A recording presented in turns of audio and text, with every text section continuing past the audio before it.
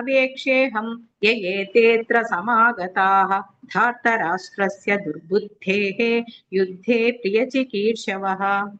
सञ्जय उवाच एवमुक्तो हृषीकेशो गुडाकेशेन भारत सेनयोरुभयोर्मध्ये स्थापयित्वा रथोत्तमम्। भीष्मद्रोणप्रमुखतः सर्वेषां च महीक्षिताम् उवाच पार्थ पश्यैतान् समवेतान् कुरूनिति। तत्रापश्य स्थितान् पार्थः पितॄनथ पितामहान् आचार्यान् मातुलान् भ्रातॄन् पुत्रान् पौत्रान् सखींस्तथा श्वशुरान् सुहृदश्चैव सेनयोरुभयोरपि तान् समीक्ष्य स कौन्तेयः सर्वान् बन्धूनवस्थितान् कृपया परयाविष्टो विषीदन्निदमब्रवीत्।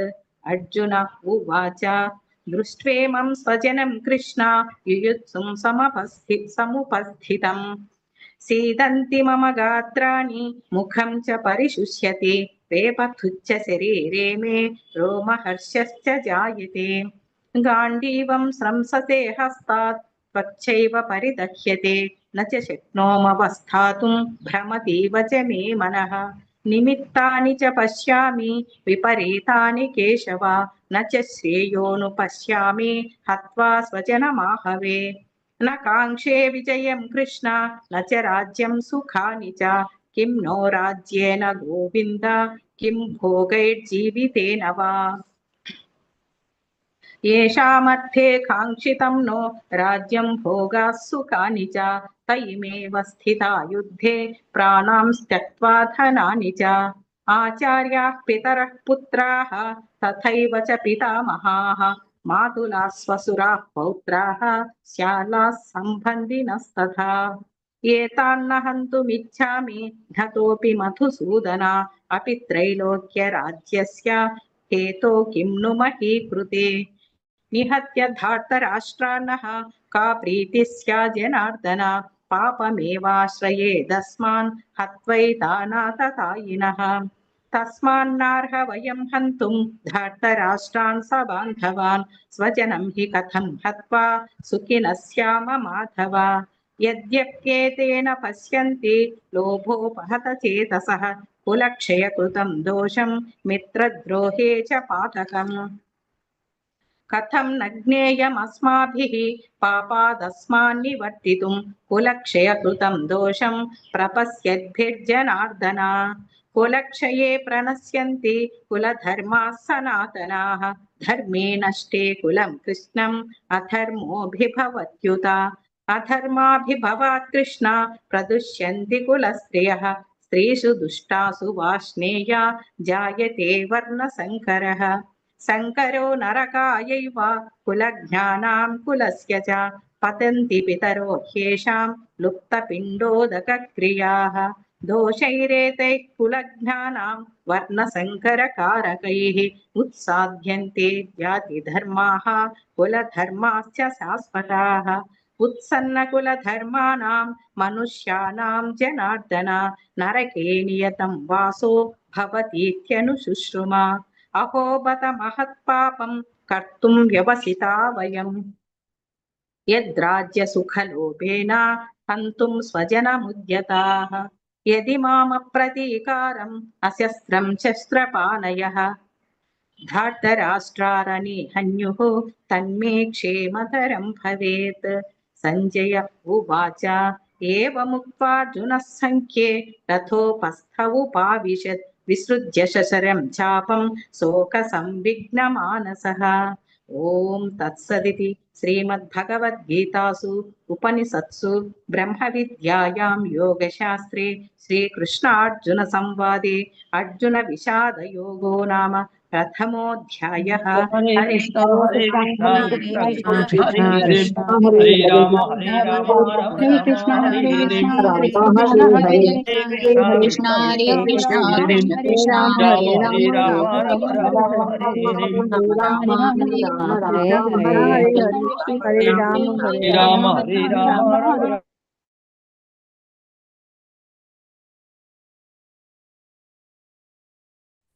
Shri Deepa Mataji, please unmute. हरे कृष्ण माताजी। Can you switch on your camera? थोड़ा वाईफाई प्रॉब्लम है माता जी। Okay, ठीक। ओम नमो भगवते वासुदेवाय। ओम श्री कृष्ण परमात्मने नमः। अथ द्वादशोऽध्यायः सांख्ययोगः। सञ्जय उवाच तन्तता कृपया विस्तृतम् अश्रुपूर्णाकुलेक्षणं विषीदन्तमिदं वाक्यम् उवाच मधुसूदनः। श्रीभगवानुवाच कुतस्त्वाकश्मलमिदं विषमे समुपस्थितम् अनार्यजुष्टमस्वर्ग्यम् अकीर्तिकरमर्जुन क्लैब्यं मास्मगमः पार्थ नैतत्त्वय्युपपद्यते क्षुद्रं हृदय दौर्बल्यं त्यक्त्वोत्तिष्ठ परन्तप। अर्जुन उवाच कथं भीष्ममहं सङ्ख्ये द्रोणं च मधुसूदन इषुभिः प्रतियोत्स्यामि पूजार्हा वरिसूदन।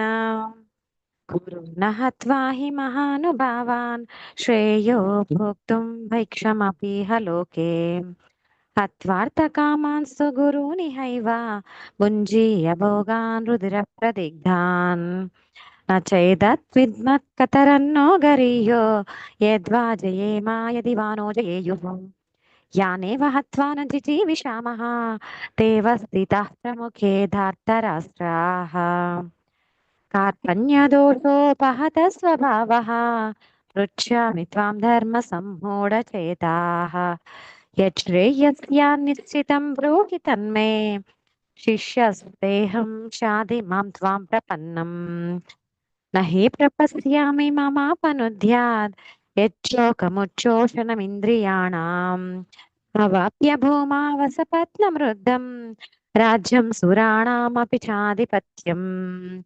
सञ्जय उवाच एवमुक्त्वा हृषीकेशं गुडाकेशः परं तपा न योत्स्य इति गोविन्द उक्त्वा तूष्णीं बभूवः। तमुवाच हृषीकेशः प्रहसन्निव भारत सेनयोरुभयोर्मध्ये विषीदन्तमिदं वचः। श्रीभगवानुवाच असोच्यानन्वसोचस्त्वं प्रज्ञावादांश्च भाषसे गतासु न गतासूंश्च नानुशोचन्ति पण्डिताः न त्वेवाहं जातु नासं न त्वं नेमे जनाधिपाः न चैव न भविष्यामः सर्वे वयमतः परम् देहिनोऽस्मिन् यथा देहे कौमारं यौवनं जरा तथा देहान्तरः प्राप्तिः धीरस्तत्र न मुह्यति मात्रा स्पर्शास्तु कौन्तेय शीतोष्णसुखदुःखदाः आगमापायिनो नित्याः तां तितिक्षस्व भारताम् यं हि न व्यतयन्त्येते पुरुषं पुरुषर्षभां समदुःखसुखं धीरं सोमृतत्वाय कल्पते नासतो विद्यते भावो नाभावो विद्यते सतः उभयोरपि दृष्टोऽन्तः त्वनयो सत्त्वदर्शिभिः अविनाशि तु तद्विद्धि येन सर्वमिदं ततं विनाशमव्ययस्यास्य न कश्चित् कर्तुमर्हति अन्तवन्त इमे देहा नित्यशोक्त्यास्य रीरिणः अनासिन प्रमेयस्य तस्मात् युध्यस्व भारत ययेनं वेत्ति हन्तारम् यश्चैनं मन्यते हतम् उभौ तौ न विजानीतो नायं हन्ति न हन्यते न जायते म्रियते वा कदाचिन् नायं भूत्वा भविता वा न भूयः अजो नित्यः शाश्वतोऽयं पुराणो न हन्यते हन्यमाने शरीरे वेदा विनाशिनं नित्यं ययेनमजमव्ययं कथं स पुरुषः पार्थ कं घातयति हन्तिकं वासांसि जीर्णानि यथा विहाय नवानि गृह्णाति नरोपराणि तथा शरीराणि विहाय जीर्णानि अन्यानि संयाति नवानि देहि नैनं छिन्दन्ति शस्त्राणि नैनं दहति पावकः न चैनं क्लेदयन्त्यापो न शोषयति मारुतः अच्छेद्योऽयमदाह्योऽयम् अक्लेद्यो शोष्य एव च नित्यः सर्वगतस्तानुः अचलोऽयं सनातनः अव्यक्त्योऽयमचिन्त्योऽयम् अविकार्योऽयमुच्यते तस्मादेवं विदित्वैनं नानुशोचितुमर्हसि अथ चैनं नित्यजातं नित्यं वा मन्यसे मृतं तथापि त्वं महाबाहो नैनं शोचितुमर्हसि जातस्य हि ध्रुवो मृत्युः ध्रुवं जन्म मृतस्य च तस्मादपरिहार्येऽर्थे न त्वं शोचितुमर्हसि अव्यक्तादीनि भूतानि व्यक्तमध्यानि भारत अव्यक्तनिधनान्येव तत्र का परिदेवना आश्चर्यवत् पश्यति कश्चिदेनम् आश्चर्यवत् वदति तथैव चान्यः आश्चर्यवश्चैनमन्यः शृणोति श्रुत्वाप्येनं वेद न चैव कश्चित् देहि नित्यमवध्योऽयं देहे सर्वस्य भारत तस्मात् सर्वाणि भूतानि न त्वं शोचितुमर्हसि स्वधर्ममपि चावेक्ष न विकम्पितुमर्हसि धर्म्याद्धियुद्ध्या श्रेयोऽन्यात् क्षत्रियस्य न विद्यते यदृच्छया चोपपन्नं स्वर्गद्वारमपावृतं सुखिनः क्षत्रियाः पार्थ लभन्ते युद्धमीदृशम् अथ चेत्त्वमिमं धर्म्यं सङ्ग्रामं न करिष्यसि ततः स्वधर्मं कीर्तिं च हित्वा पापमवाप्स्यसि अकीर्तिं चापि भूतानि कथयिष्यन्ति ते व्ययां सम्भावितस्य चाकीर्तिः मरणादतिरिच्यते भयाद्रणादुपरतं मंस्यन्ते त्वां महारथाः येषां च त्वं बहुमतो भूत्वा यास्यसि लाघवम् अवाच्य वादांश्च बहून् वदिष्यन्ति तवाहिताः निन्दन्तस्तव सामर्थ्यं ततो दुःखतरं नु किम्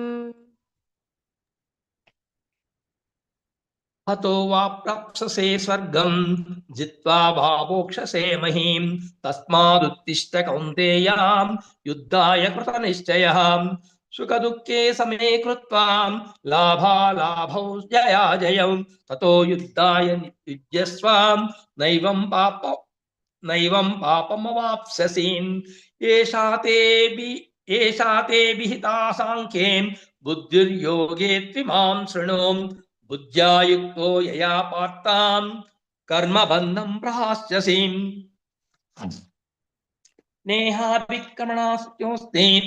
नेहाभिक्रमणासोऽस्ति प्रत्यवायो न विद्यते स्वल्पमप्यस्य धर्मस्य त्रायते महतो भयात् व्यावसायात्मिका बुद्धिः एकेहा कुरुनन्दनां बहुशाखाह्यनन्तस्य बुद्धयो व्यवसायिनां यामिमां पुष्पितं वाजं प्रवदं त्वविपश्चितः वेदबाधारताः पार्थां नान्यदस्तीति बाधिनः कामात्मनः स्वर्गपराः जन्म कर्म फलप्रदां क्रियाविशेषबहुलां भोगैश्वर्यगतिं प्रतीं भोगैश्वर्यप्रसक्तानां तया बहृतचेतसां व्यावसायात्मिका बुद्धिः समादौ न विधीयते त्रैगुण्यविषया वेदां निस्त्रैगुण्यो भवार्जुनां निर्द्वन्द्वो नित्यसत्त्वस्थो निर्योगक्षेमात्मवान्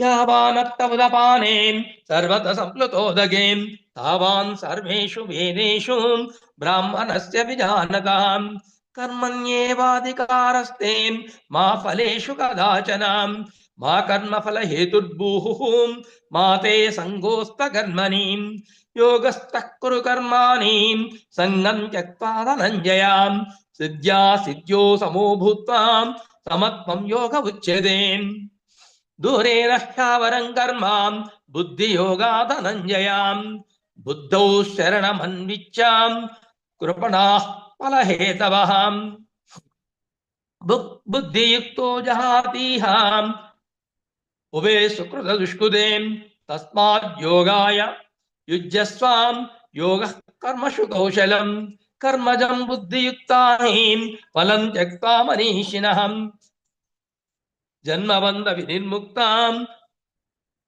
जन्मबन्ध विनिर्मुक्ताः पदं गच्छन्त्य नामयम्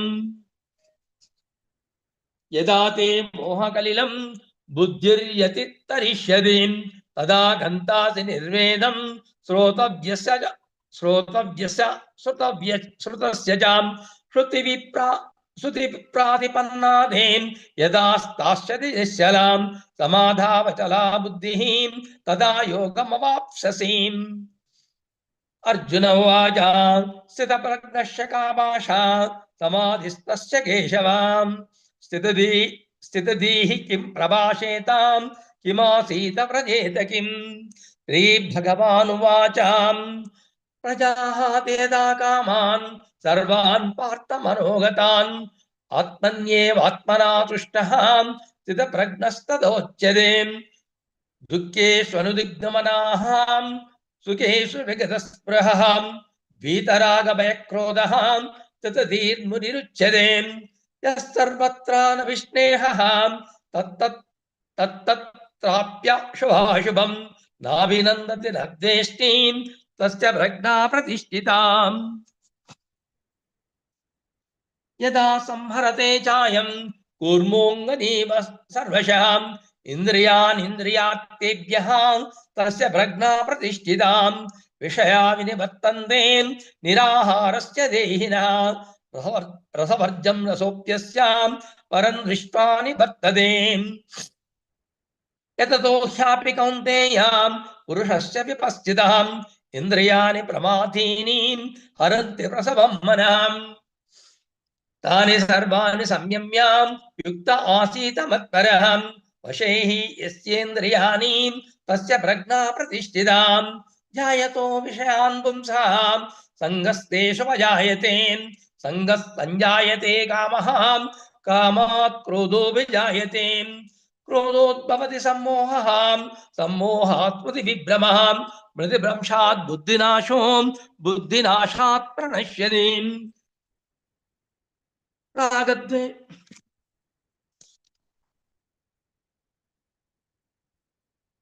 रागद्वेष वियुक्तैस्तोम विषयानिन्द्रियैश्चरन् आत्मवशैर्विधेयात्मा प्रसादमधिगच्छति प्रसादे सर्वदुःखानां हनिरश्चोपजायते प्रसन्नचेतो सह्यशुं बुद्धि पर्यवतिष्ठते नास्ति बुद्धिरयुक्तस्य न चायुक्तस्य भावनां न च भावयतः शान्तिः अशान्तश्च कुतः सुखम् इन्द्रियाणां हि चरतां यन्मनोनुविधीयते तदस्य हरति प्रज्ञां वायुर्नावमिवाम्बसीम् तस्माद्यस्य महाबाहो निगृहीतानि सर्वशः इन्द्रियार्थेभ्यः तस्य प्रज्ञा प्रतिष्ठिता या निशा सर्वभूतानां तस्यां जागर्ति संयमीं यस्यां जागृति भूतानि सा निशा पश्यतो मुने आपूयमानामचल प्रतिष्ठं समुद्रमापः प्रविशन्ति यद्वत् तद्दत्कामायं प्रविशन्ति सर्वे सशान्तिमाप्नोति न कामकामीं विषया कामान् यस्सर्वान् पुमांश्चरति निःस्पृहः निर्ममो निरहङ्कारः सशान्तिमधिगच्छति येषा ब्रह्मी स्थितिः पार्थ नैनां प्राप्य विमुह्यति स्थित्वास्यामन्तकालेऽपि ब्रह्म निर्वाणमुच्यते ओम तत्सद् श्रीमद्भगवद्गीतासु उपनिषत्सु ब्रह्मविद्यायां योगशास्त्रे श्रीकृष्णार्जुन संवादे सांख्ययोगो नाम द्वितीयोऽध्यायः। हरे कृष्णा कृष्ण कृष्ण हरे हरे हरे हरे हरे राम हरे राम राम राम हरे हरे हरे हरे हरे कृष्ण कृष्ण हरे हरे कृष्ण कृष्ण कृष्ण कृष्ण कृष्ण कृष्ण हरे राम हरे राम राम राम हरे हरे हरे हरे राम राम राम राम हरे राम हरे हरे हरे हरे कृष्ण कृष्ण कृष्ण हरे हरे हरे हरे हरे राम हरे हरे राम राम राम राम राम राम हरे हरे हरे हरे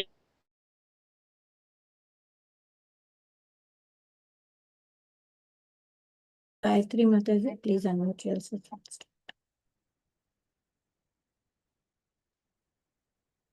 गायत्री माता जी हरे कृष्ण।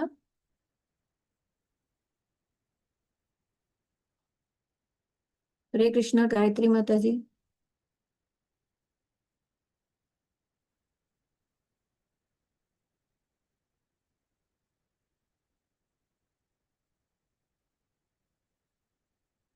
स्वाति माता जी would like to start. I think माता जी is away.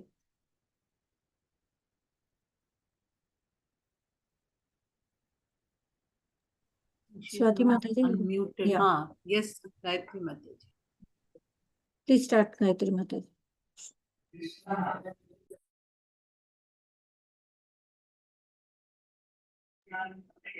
हरे Krishna.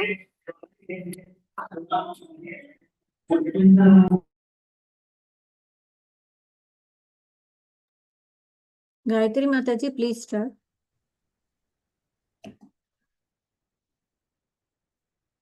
Hare Krishna, Gayatri Mataji.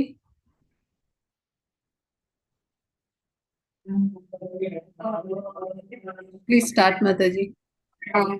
Arjuna उवाच जायसी चेत् मनस्ते मदा बुद्धिर्जनार्दन किं कर्मणि घोरे मां नियोजयसि केशव व्यामिश्रेणेव वाक्येन बुद्धिं मोहयसीव मे ततेकं वद निश्चित्य येन श्रेयोऽहमाप्नुयाम्। श्रीभगवानुवाच लोकेऽस्मिन् विदिता निष्ठा प्राप्रोक्तमयो नग ज्ञानयोगेन संख्यानां कर्मयोगेन योगिनां न कर्मणामनारम्भात्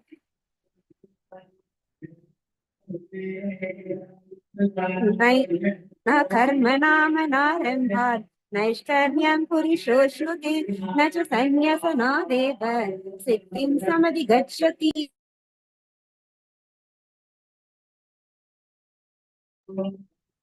न हि कश्चित् क्षणमपि जातु तिष्ठत्य कर्मकृत् कार्यते ह्यवशः कर्म सर्वप्रकृतिजैर्गुणैः कर्मेन्द्रियाणि संयम्य य आस्ते मनसा स्मरन् इन्द्रियान्तविमूढात्मा मिथ्याचार च उच्यते यस्त्विन्द्रियाणि मनसा नियम्यावरचेर्दुन कर्मेन्द्रियैः कर्मयोगम् असक्तः स विशिष्यते नियतं कुरु कर्म त्वं कर्मज्ञायो ह्यकर्मणः शरीरव्यात्राभिचते न प्रसिद्धेद कर्मणः यज्ञार्थात् कर्मणो यन्त्र लोकोऽयं कर्म बन्धनः तदर्थं कर्म कौन्तेय मुक्तसङ्गसमाचर सह यज्ञा प्रजा सृष्ट्वा पुरोवाच प्रजापति अनेन प्रशमित्यत्वम् एष वो सृष्टकामधुक् देवान् भावयतानेन ते वा भावयन्तु वः परस्परं भावयन्त श्रेयः परम आप्याप्स्यत इष्टान् भोगान् हि वो देवा दास्यन्ते यज्ञभाविता तैर्दत्तानप्रदायेभ्यो यो भुङ्क्तेस्तेन एव सः यज्ञशिष्टाशिनः शंसो उच्यन्ते सर्वगिल्बिषै भुञ्जते ते त्वकं पापा ये पचन्त्यात्मकारणात् अन्नात् भवन्ति भूतानि पर्जन्यात् अन्नसम्भवः यज्ञात् भवति पर्जन्यो यज्ञकर्म समुद्भवति कर्म ब्रह्मोद्भवं विद्धि ब्रह्माक्षर समुद्भवं तस्मात् सर्वगतं ब्रह्म नित्यं यज्ञे प्रतिष्ठितम् एवं प्रवृत्तं चक्रं नानुवर्त्यन्तः ग्रह अध्याहुः इन्द्रियान् रामो भोगं पाठ स जीवति यस्त्वत् आत्मा रतिर्येव आत्मात्रपिश्च मणप्नवः आत्मन्येव स सन्तुष्टः तस्य कार्यं न विच्यते नैव तस्य कृतेनार्तो न कृते नाहि कश्चन न चास्य सर्वभूतेषु कश्चित् अर्थव्यापस्त्रय तस्मात् अस्कदं शातकं कार्यं कर्म शरां चर असत्प्रोह्य आचरणं कर्म परम् आप्नोति पुरुषः कर्म कर्मणैवाहि संसिद्धिं अस्थिता जनकदया लोकसङ्ग्रहम् एवापि सम्पास्यं कर्तुम् अर्हसि यद् यद् आचरति श्रेयस्तद् एवेतरो जनः स यत् प्रमात्मानं कुरुते लोकस्तत् आनुवर्तते न मे पार्थ स्थितः कर्तव्यं त्रिषु लोकेषु किंचन न नवताम् आव काव्यं वर्त एव च कर्मणि यदा ह्यहं न वर्ततेयं जातु कर्मण्येन्द्रियत्र मम वर्त्मानुवर्तते मनुष्या पार्थ सर्वसि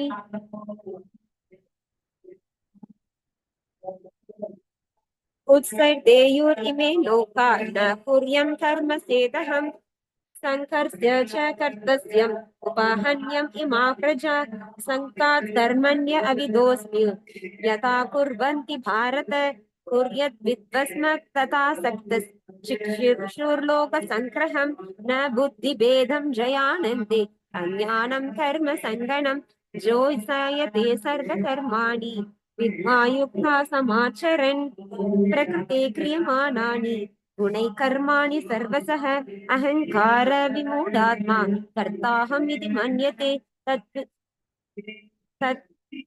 तद्वै विद्तु महाबाहो गुणकर्म विभागयोः गुणेषु वर्धन्ते इति मात्मा न सञ्जते प्रकृतेर्गुणसम्मूढा सज्जान्ते गुणकर्मसु तान् अकृष्टा विदो मान्दा कृष्ण भिन्न विचालयते मयि सर्वाणि कर्माणि संन्यास ध्यायते चेतस निराशीर्निर्ममो भूत्वा युध्यस्य विगते जीवः एमे मतम् इदं नित्यम् अनुस्ति तत्तन्ति मानवः श्रद्धावन्तो नास्ति यान्तो मुच्यन्ते देवि कर्मणभिः ये त्वे एतत् अभ्यासुतो न श्रुतिस्तान्ति मे मतं सर्वज्ञान विमुक्तां तस्त विद्धि नास्ति येचरः सदृशं चेष्टते स्वाह्य प्रकृतिर्ज्ञान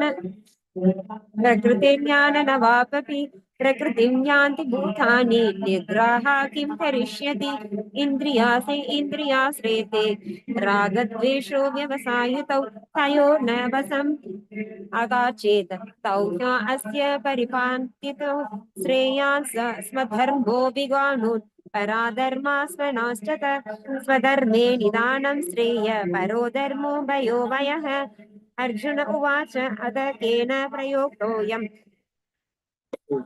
पापं चारति पुरुष वञ्चिनाम् अपि वर्ष्ये बालद्वे इति योजितः श्रीभगवानुवाच काम एष क्रोध एष रजोगुणसमुद्भवः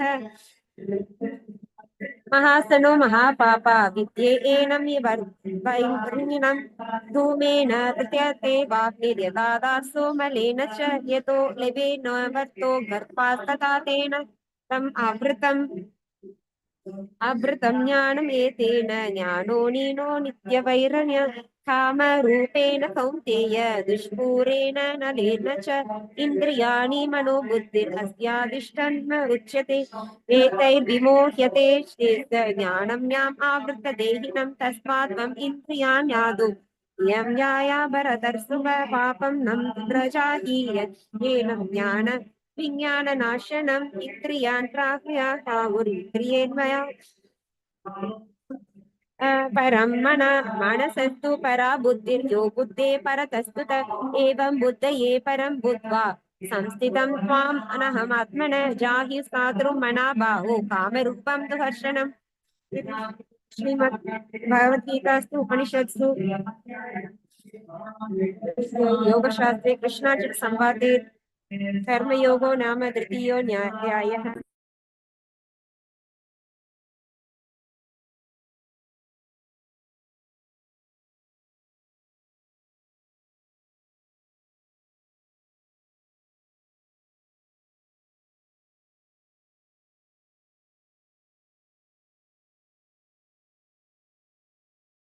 हरे कृष्ण हरे कृष्ण हरे कृष्ण कृष्ण हरे हरे हरे राम हरे राम राम हरे हरे हरे राम हरे हरे हरे राम हरे राम हरे हरे कृष्ण हरे कृष्ण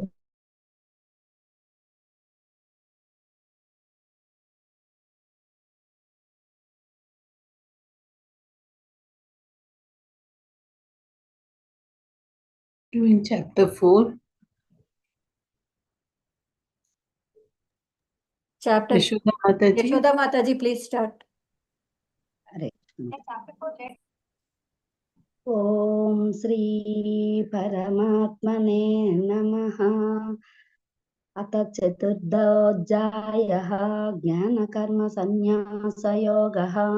శ్రీ భగవాన్ ఉవాచ ఇమం వివస్వతే యోగం ప్రోక్తవానహమవ్యయం వివస్వాన్మనవే ప్రాహ మనురిక్ష్వాకవే బ్రవీత్. ఏవం పరంపరా ప్రాప్తం ఇమం రాజర్షియో విదుః సకాలనేహ మహతా యోగో నష్టః పరంతప. స ఏవాయం మయా తేత్య యోగః ప్రోక్తః పురాతనః. భక్తోऽసి మే సఖా చేతి రహస్యం హేతదుత్తమం.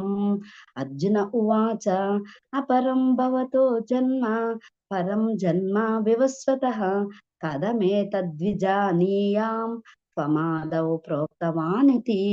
శ్రీ భగవాన్ ఉవాచ బహూని మే వ్యతీతాని జన్మాని తవ సార్జున తాన్యహం వేద సర్వాణి నత్వం వేత్త పరంతప.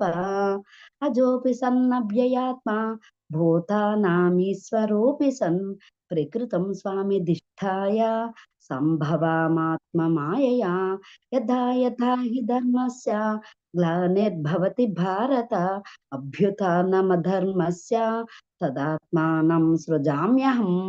పరిత్రాణాయ సాధూనాం వినాశాయ చ దుష్కృతాం ధర్మ సంస్థాపనార్థాయ సంభవామి యుగే యుగే. జన్మ కర్మ చ మే దివ్యం ఏవం యో వేతి తత్వతః త్యక్త్వా దేహం పునర్జన్మ నైతి మామేతి సోర్జున. వీతరాగ భయ క్రోధ మన్మయా మాముపాశ్రితాః బహవా జ్ఞాన తపసా భూతమద్భావమాగతాః. ఏ యథా మాం ప్రపద్యంతే త్వాం తథైవ భజామ్యహం. మమ వర్త్మానువర్తంతే మానుష్యాః పార్థ సర్వశః. కాంక్షింతః కర్మణాం సిద్ధిం యజन्तః ఇహ దేవతాః. క్షిప్రం హి మానుషే లోకే సిద్ధిర్భవతి కర్మజా. చాతుర్వర్ణ్యం మయా సృష్టం గుణకర్మ విభాగశః. తస్య కర్తారమపి మాం విద్య కర్తారమవ్యయం.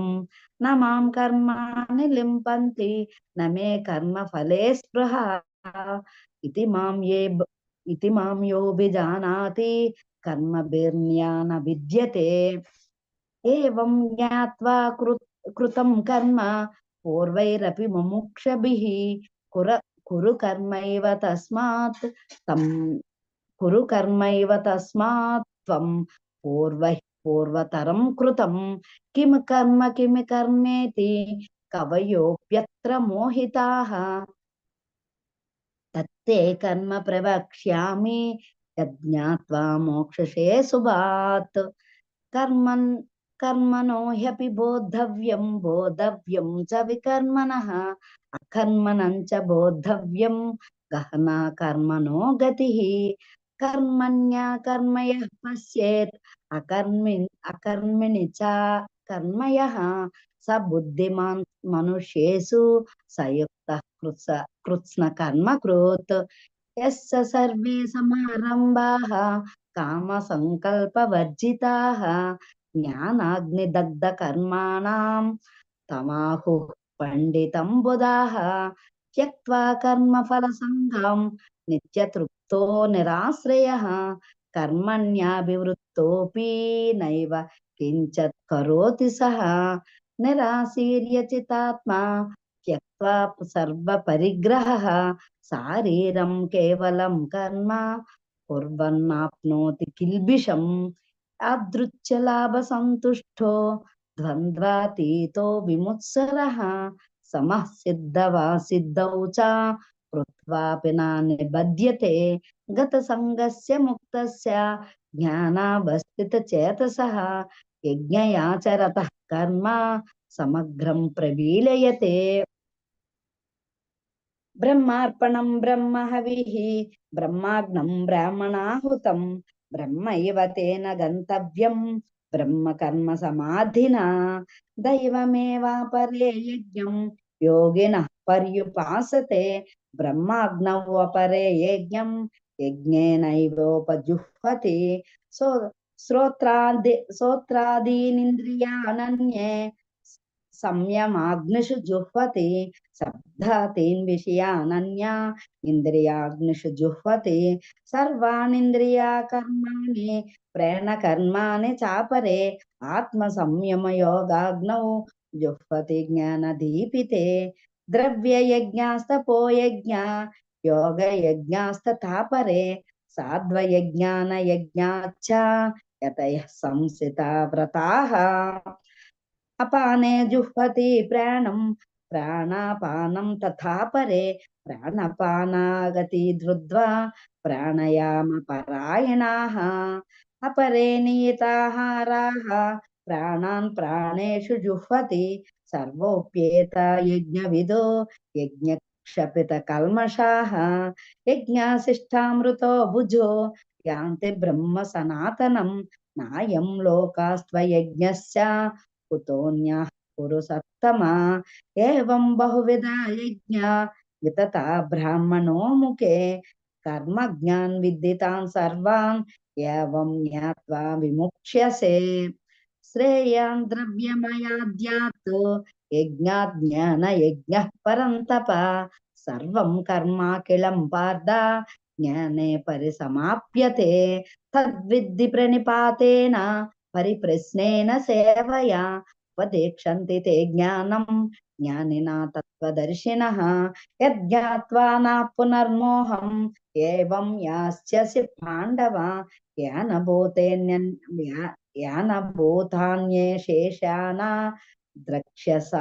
ద్రక్ష్యస్యాత్మనాన్యథో మయి అపి చేదసి పాపేభ్యః సర్వేభ్యః పాపకృత్తమః సర్వం జ్ఞాన ప్లవేనైవ సృజనం పసంతి రిష్యసి యథైతాంసి సమీదోగ్నిః భస్మాసాత్ కురుతే అర్జున జ్ఞానాగ్ని సర్వకర్మాణి భస్మాసాత్ కురుతే తథా నహి జ్ఞానేన సదృశం పవిత్రమిహ విద్యతే తత్స్వయం యోగ సంసిద్ధః కాలనేత్మాని విందతి శ్రద్ధావాన్ లభతే జ్ఞానం తత్పరః సంయతేంద్రియః జ్ఞానం లబ్ధ్వా పరం శాంతిం అచిరేణాధిగచ్చతి అజ్ఞశ్చ శ్రద్ధదానాశ్చ సంయాత్మా వినశ్యతి నాయం లోకేస్తన పరో న సుఖం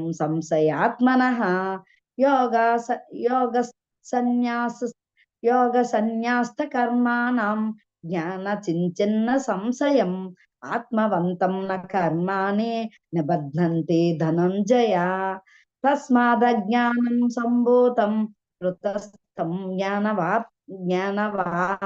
జ్ఞానాస్యనాత్మనః చిత్వైనం సంశయం యోగం ఆతిష్టోతిష్ట భారత ఓం తత్సతిది శ్రీమద్భగవద్గీతాసు ఉపనిషత్సు బ్రహ్మ విద్యాయాం యోగ శాస్త్రే శ్రీకృష్ణార్జున సంవాదే జ్ఞాన కర్మ సన్యాస యోగో నామ చతుర్థోధ్యాయః హరే హరే కృష్ణ హరే కృష్ణ హరే హరే హరే హరే రామ హరే రామ రామ రామ హరే హరే కృష్ణ హరే కృష్ణ హరే కృష్ణ హరే హరే హరే రామ హరే రామ రామ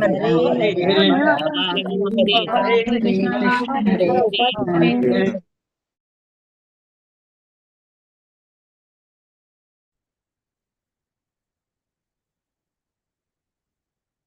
प्रशांत कुमार प्रभुजी, हरे कृष्ण. हरे कृष्ण माता जी. Please, can you switch on your video, Prabhuji?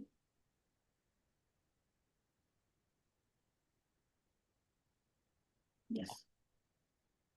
हरे कृष्ण. ओम श्री परमात्मने नमः. अतः अतः पंचमोऽध्यायः कर्म संन्यास योगः. अर्जुन उवाच संन्यासं कर्मणां कृष्ण पुनर्योगं च शंससि यच्छ्रेय एतयोरेकं तन्मे ब्रूहि सुनिश्चितम्.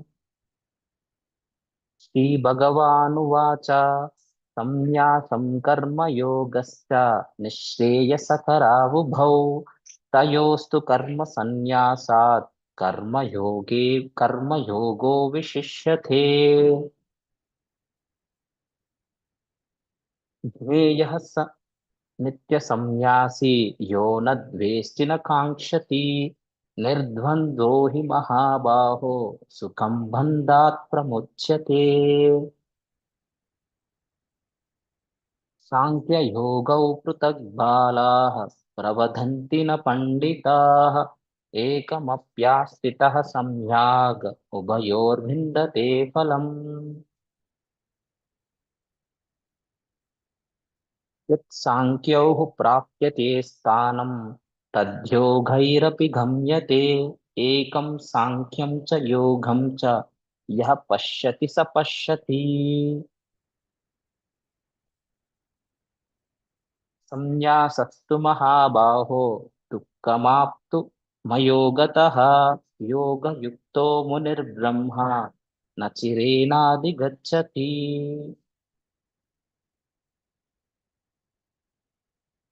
योगयुक्तो विशुद्धात्मा विजितात्मा जितेन्द्रियः सर्वभूतात्मभूतात्मा कुर्वन्नपि न लिप्यते. नैव किञ्चित् करोमीति युक्तो मन्येत तत्त्ववित् पश्यन् शृण्वन् स्पृशन् जिघ्रन् अश्नन् गच्छन् स्वपन् स्वसन् प्रलपन् विसृजन् गृह्णन् उन्मिषन्निमिषन्नपि इन्द्रियाणीन्द्रियार्थेषु वर्तन्त इति धारयन्.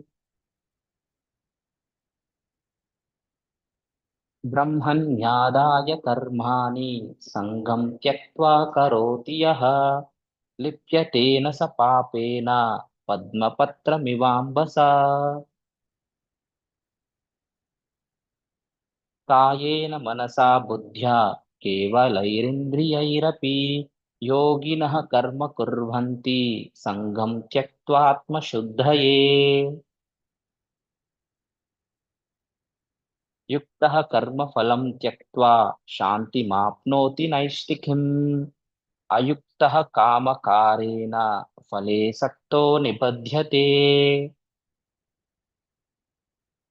सर्वकर्माणि मनसा संन्यस्यास्ते सुखं वशी नवद्वारे पुरे देहि नैव कुर्वन्न कारयन्. न कर्तृत्वं न कर्माणि लोकस्य सृजति प्रभुः न कर्मफलसंयोगं स्वभावस्तु प्रवर्तते. नादत्ते कस्यचित् पापं न चैव सुकृतं विभुः अज्ञानेनावृतं ज्ञानं तेन मुह्यन्ति जन्तवः.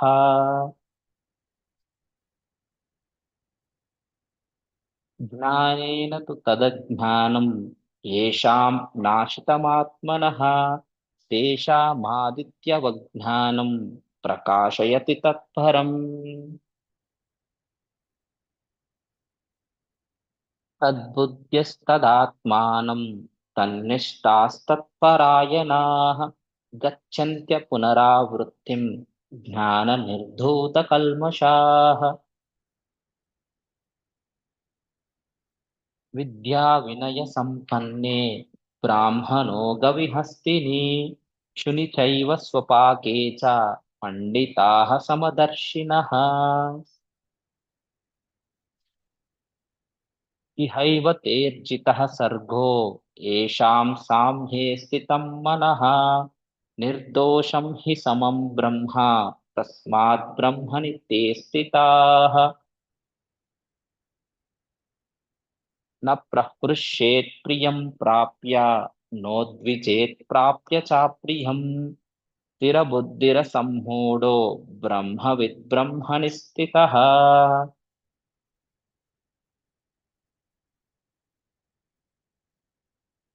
बाह्यस्पर्शे स्वसक्तात्मा विन्दत्यात्मनि यत्सुखम् स ब्रह्मयोगयुक्तात्मा सुखमक्षयमश्नुते ये हि संस्पर्शजा भोगा दुःखयोनय एव ते आद्यन्तवन्तः कौन्तेय न तेषु रमते बुधः शक्नोति हैव यः सोढुं प्राक्शरीरविमोक्षणात् कामक्रोधोद्भवं वेगं स युक्तः सुखी नरः योऽन्तः सुकोऽन्तरारामः तथान्तर्ज्योतिरेव यः स योगी ब्रह्मनिर्वाणं ब्रह्मभूतोऽधिगच्छति लभन्ते ब्रह्मनिर्वाणं ऋषयः क्षीणकल्मषाः छिन्नद्वैधायतात्मनः सर्वभूतहिते रताः कामक्रोधवियुक्तानां यतीनां यतचेतसाम् अभितो ब्रह्मनिर्वाणं वर्तते विदितात्मनाम् स्पर्शान् कृत्वा बहिर्बाह्यान् चक्षुस्थैवान्तरे भ्रुवोः प्राणापानौ समौ कृत्वा नासाभ्यन्तरचारिणौ यतेन्द्रियमनोबुद्धिः मुनिर्मोक्षपरायणः विगतेच्छाभयक्रोधो यः सदा मुक्त एव सः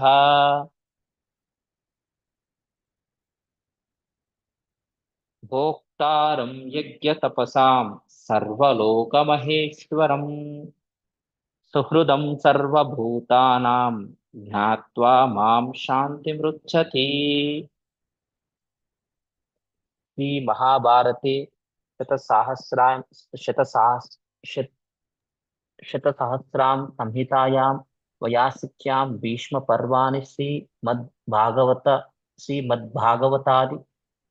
तसुपनिषत् ब्रह्मविद्यायां योगशास्त्रे श्रीकृष्णार्जुनसंवादे कर्मसन्न्यासयोग नाम पंचमोऽध्यायः।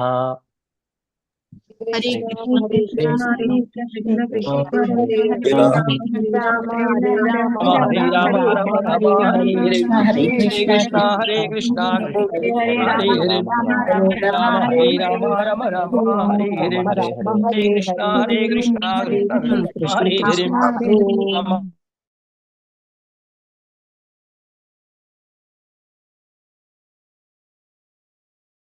Please unmute yourself. हरे कृष्ण। ओम श्री परमात्मने नमः। श्रीमद्भगवद्गीता अथ षष्ठोऽध्यायः।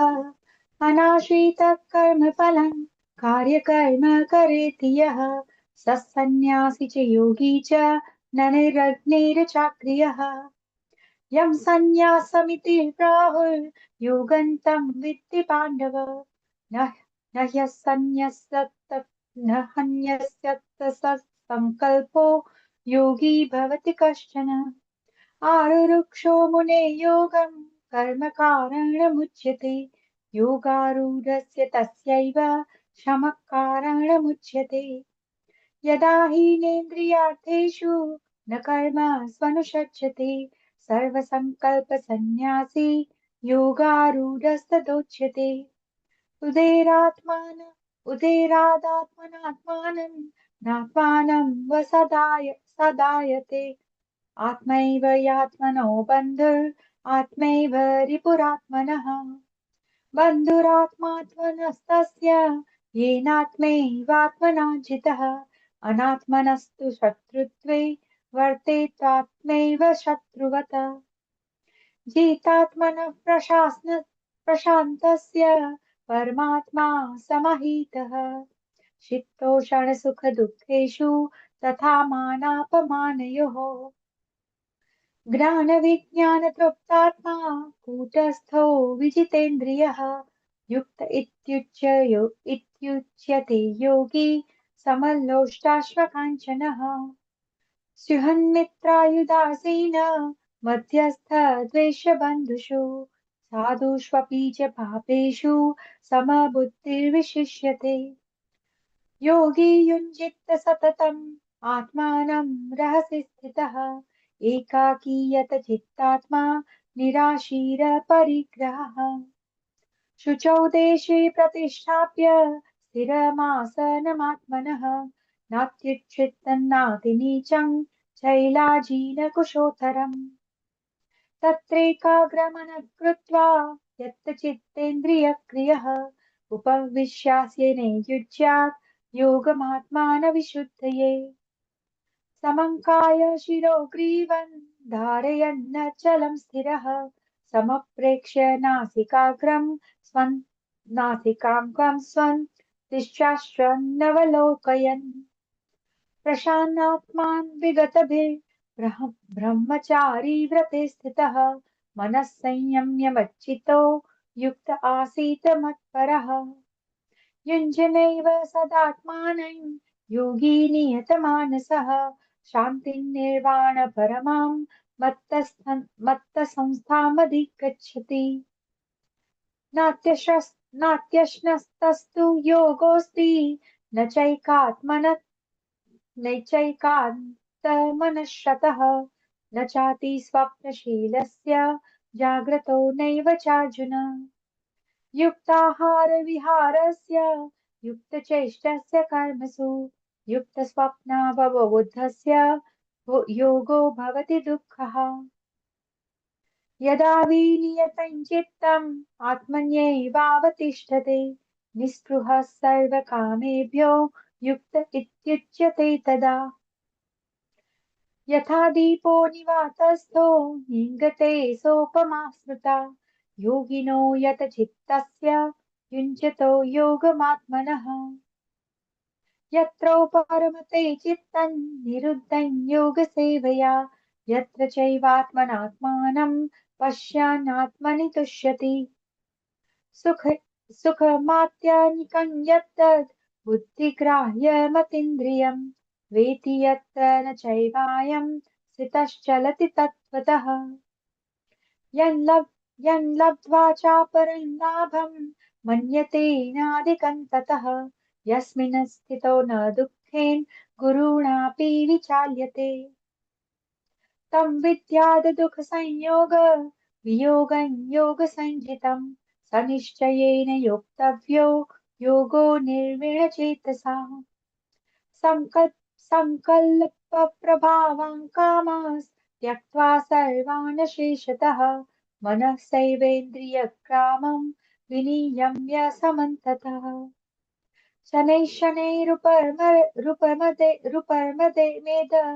बुद्धिया धृतिगृहीतया आत्मसंस्थं मनः कृत्वा न किञ्चिदपि चिन्तयेत् यतो निश्चरित मनश्चञ्चलस्मस्थिरं ततस्तो नियमत्येतत् आत्मन्यैव वशं नयेत् प्रशान्तमनसं येन योगिनं सुखमुत्तमम् उपैति शान्तरजसं ब्रह्मभूतं कल्मषम् युञ्जैनैवं सदात्मानं योगी विगतकल्मषः सुखेन ब्रह्म संस्पर्शम् अत्यन्तं सुखमश्नुते सर्वभूतस्थमात्मानं सर्वभूतानि चात्मनि इक्षते योगयुक्तात्मा सर्वत्र समदर्शनम् यो मा पश्यति सर्वत्र सर्वं च मयि पश्यति तस्याहं न प्रणश्यामि स च मे न प्रणश्यति सर्वभूतस्थितं यो मां भजत्येकात्मा स्थितः सर्वथा वर्तमानोऽपि स योगी मयि वर्तते। आत्मौप्यम्येन सर्वत्र समं पश्यति योऽर्जुन सुखं वा यदि वा दुःखं स योगी परमो मतः। अर्जुन उवाच योऽयं योगस्त्वया प्रोक्तः साम्येन मधुसूदन एतस्याहं न पश्यामि चञ्चलत्वा स्थितं स्थिराम्। चञ्चलं माहि मनः कृष्ण प्रमाथि बलवद्रजम् तस्याहं निग्रहं मन्ये वायोरिव सुदुष्करम्। श्रीभगवानुवाच असंशयं महाबाहो मनो दुर्निग्रहं चलम् अभ्यासेन तु कौन्तेय वैराग्येण च गृह्यते। असंयतात्मना योगो दुष्प्राप इति मे मतिः वश्यात्माना तु यतता शक्यो वाप्तुमुपायतः। अर्जुन उवाच अर्तिश्रद्धयोपेतो योगाच्चलितमानसः अप्राप्य योगसंसिद्धिं कां गतिं कृष्ण गच्छति। कञ्चिन्नो भयविष्पृष्टस्य छिन्नाभ्रमिव नश्यति अप्रतिष्ठो महाबाहो विमूढो ब्रह्मणः पथि। एतन्मे संशयः कृष्ण छेतुर्मर्हस्य शेषतः त्वदन्यः संशयस्यास्य छेता न ह्युपपद्यते। श्रीभगवानुवाच पार्थ नैवेह नामुत्र विनाशस्त्यस्य विद्यते न हि कल्याणकृतश्चित् दुर्गतिं तात गच्छति। प्राप्य पुण्यकृतान् लोकान् उषित्वा शाश्वतिः समः शुचीनां श्रीमता गेहे योगभ्रष्टोऽभिजायते। अथवा योगिनामेव कुले भवति धीमताम् एतद्धि दुर्लभतरं लोके जन्म यदीदृशम्। तत्र तत्र तं बुद्धिसंयोगं लभते पौर्वदेहिकं यतते च ततो भूयः संसिद्धो कुरु नन्दन। पूर्वाभ्यासेन तेनैव ह्रियते यवशोऽपि सः जिज्ञासुरपि योगस्य शब्दब्रह्मातिवर्तते। प्रयततान्तवमानस्तु योगी संशुद्ध किल्बिषः अनेकजन्म संसिद्धिस्ततो याति परां गतिम्। तपस्विभ्योऽधिको योगी ज्ञानिभ्योऽपि मतोऽधिकः कर्मिभ्यश्चाधिको योगी तस्माद् योगी भवार्जुनः। योगिनामपि सर्वेषां मद्गतेनान्तरात्मनः श्रद्धावान् भजते यो मां समे युक्ततमो मतः। ॐ तत्सदिति श्रीमद्भगवद्गीतासु उपनिषत्सु ब्रह्मविद्यायां योगशास्त्रे श्रीकृष्णार्जुनसंवादे आत्मसंयम योगो नाम षष्ठोऽध्यायः। ॐ श्रीकृष्णार्पणमस्तु।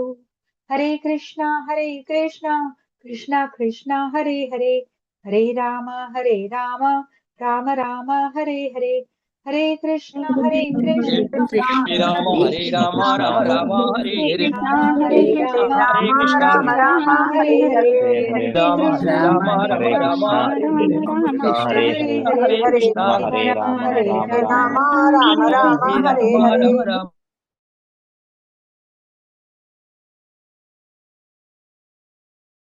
श्रीराम गिरिजा माता जी हरे कृष्णा प्लीज हरे कृष्ण। हरे कृष्ण। ॐ नमो भगवते वासुदेवाय। ॐ श्री परमात्मने नमः। अथ सप्तमोऽध्यायः ज्ञानविज्ञानयोगः। श्रीभगवान् उवाच मय्यासक्तमनः पार्थ योगं युञ्जन्मदाश्रयः असंशयं समग्रं मां यथा ज्ञास्यसि तच्छृणु। ज्ञानन्तेऽहं सविज्ञानम् इदं वक्ष्याम्यशेषतः यज्ञात्वा नेह भूयोऽन्यत् ज्ञातव्यमवशिष्यते। मनुष्याणां सहस्रेषु कश्चित् यतति सिद्धये यततामपि सिद्धानां कश्चिन्मां वेत्ति तत्त्वतः भूमिरापो नलो वायुः कं मनो बुद्धिरेव च अहङ्कार इति यं मे भिन्ना प्रकृतिरष्टधा अपरेयमितस्त्वन्यां प्रकृतिं विद्धि मे परां जीवभूतां महाबाहो येदं धार्यते जगत् एतद्योनीनि भूतानि सर्वाणीत्युपधारय अहं कृष्णस्य जगतः प्रभवः प्रलयस्तथा मत्तः परतरं नान्यत् किञ्चिदस्ति धनञ्जय मयि सर्वमिदं प्रोतं सूत्रे मणिगणा इव रसोऽहमप्सु कौन्तेय प्रभास्मि शशि सूर्ययोः प्रणवः सर्ववेदेषु शब्दके पौरुषं ऋषु पुण्यो गन्धपृथिव्यां च तेजश्चास्मि विभावसौ जीवनं सर्वभूतेषु तपश्चास्मि तपस्विषु बीजं मां सर्वभूतानां विद्धि पार्थ सनातनं बुद्धिर्बुद्धिमतामस्मि तेजस्तेजस्विनामहं बलं बलवतां चाहं कामरागविवर्जितं धर्माविरुद्धो भूतेषु कामोऽस्मि भरतर्षभा ये चैव सात्विका भावा राजसास्तामसाश्रये मत्त एवेति तान् विद्धि नत्वाहं तेषु ते मयि त्रिभिर्गुणमयैर्भावैः येभिः सर्वमिदं जगत् मोहितं नाभिजानाति मामेभ्यः परमव्ययम् दैवी हेषा गुणमयी मम माया दुरत्यया मामेव ये प्रपद्यन्ते मायामेतां तरन्ति ते न मां दुष्कृतिनो मूढाः प्रपद्यन्ते नरातमाः माययापहृतज्ञाना आसुरं भावमाश्रिताः चतुर्विधा भजन्ते मां जनाः सुकृतिनोऽर्जुन आर्तो जिज्ञासुरर्थार्थी ज्ञानी च परतर्षभा तेषां ज्ञानी नित्ययुक्ता एकभक्तिर्विशिष्यते प्रियो हि ज्ञानिजोत्यर्थम् अहं स च मम प्रियः उदाराः सर्व एवैते ज्ञानी त्वात्मैव मे मतम् आस्थितः स हि युक्तात्मा मामेवानुत्तमां गतिम् बहूनां जन्मनामन्ते ज्ञानवान् मां प्रपद्यते वासुदेवः सर्वमिति समहात्मा सुदुर्लभः कामस्तैस्तैर्हृतज्ञानाः प्रपद्यन्तेऽन्यदेवताः तं नियमास्ताय विकृत्या नियता स्वया यो यां तनुं भक्तः श्रद्धयार्चितुमिच्छति तस्याचलं श्रद्धं तामेव विदधाम्यहं सतया श्रद्धया युक्तः तस्याराधनमीहते लभते च ततः कामान् मयैव विहितान् हितान् अन्तवत्तु फलं तेषां तद्भवत्यल्पमेधसां देवान् देवयजो यान्ति मद्भक्ता यान्ति मामपि अव्यक्तं व्यक्तिमापन्नं मन्यन्ते मामबुद्धयः परं भावमजानन्तो ममाव्ययमनुत्तमम् नाहं प्रकाशः सर्वस्य योगमाया समावृतः मूढोऽयं नाभिजानाति लोको मामजमव्ययम् वेदाहं समतीतानि वर्तमानानि चार्जुन भविष्याणि च भूतानि मां तु वेद न कश्चन इच्छाद्वेषसमुत्थेन द्वन्द्वमोहेन भारत सर्वभूतानि सम्मोहं सर्गे यान्ति परन्तप येषां त्वन्तगतं पापं जनानां पुण्यकर्मणां ते द्वन्द्वमोहनिर्मुक्ता भजन्ते मां दृढव्रताः जरामरणमोक्षाय मामाश्रित्य यतन्ति ये ते ब्रह्म तद्विदुः कृष्णम् अध्यात्मं कर्म चाखिलं साधिभूतादिदैवं मां साधियज्ञं च ये विदुः प्रयाणकालेऽपि च मां ते विदुर्यक्तचेतसः। ॐ तत्सदिति श्रीमद्भगवद्गीतासु उपनिषत्सु ब्रह्मविद्यायां योगशास्त्रे श्रीकृष्णार्जुनसंवादे ज्ञानविज्ञानयोगो नाम सप्तमोऽध्यायः।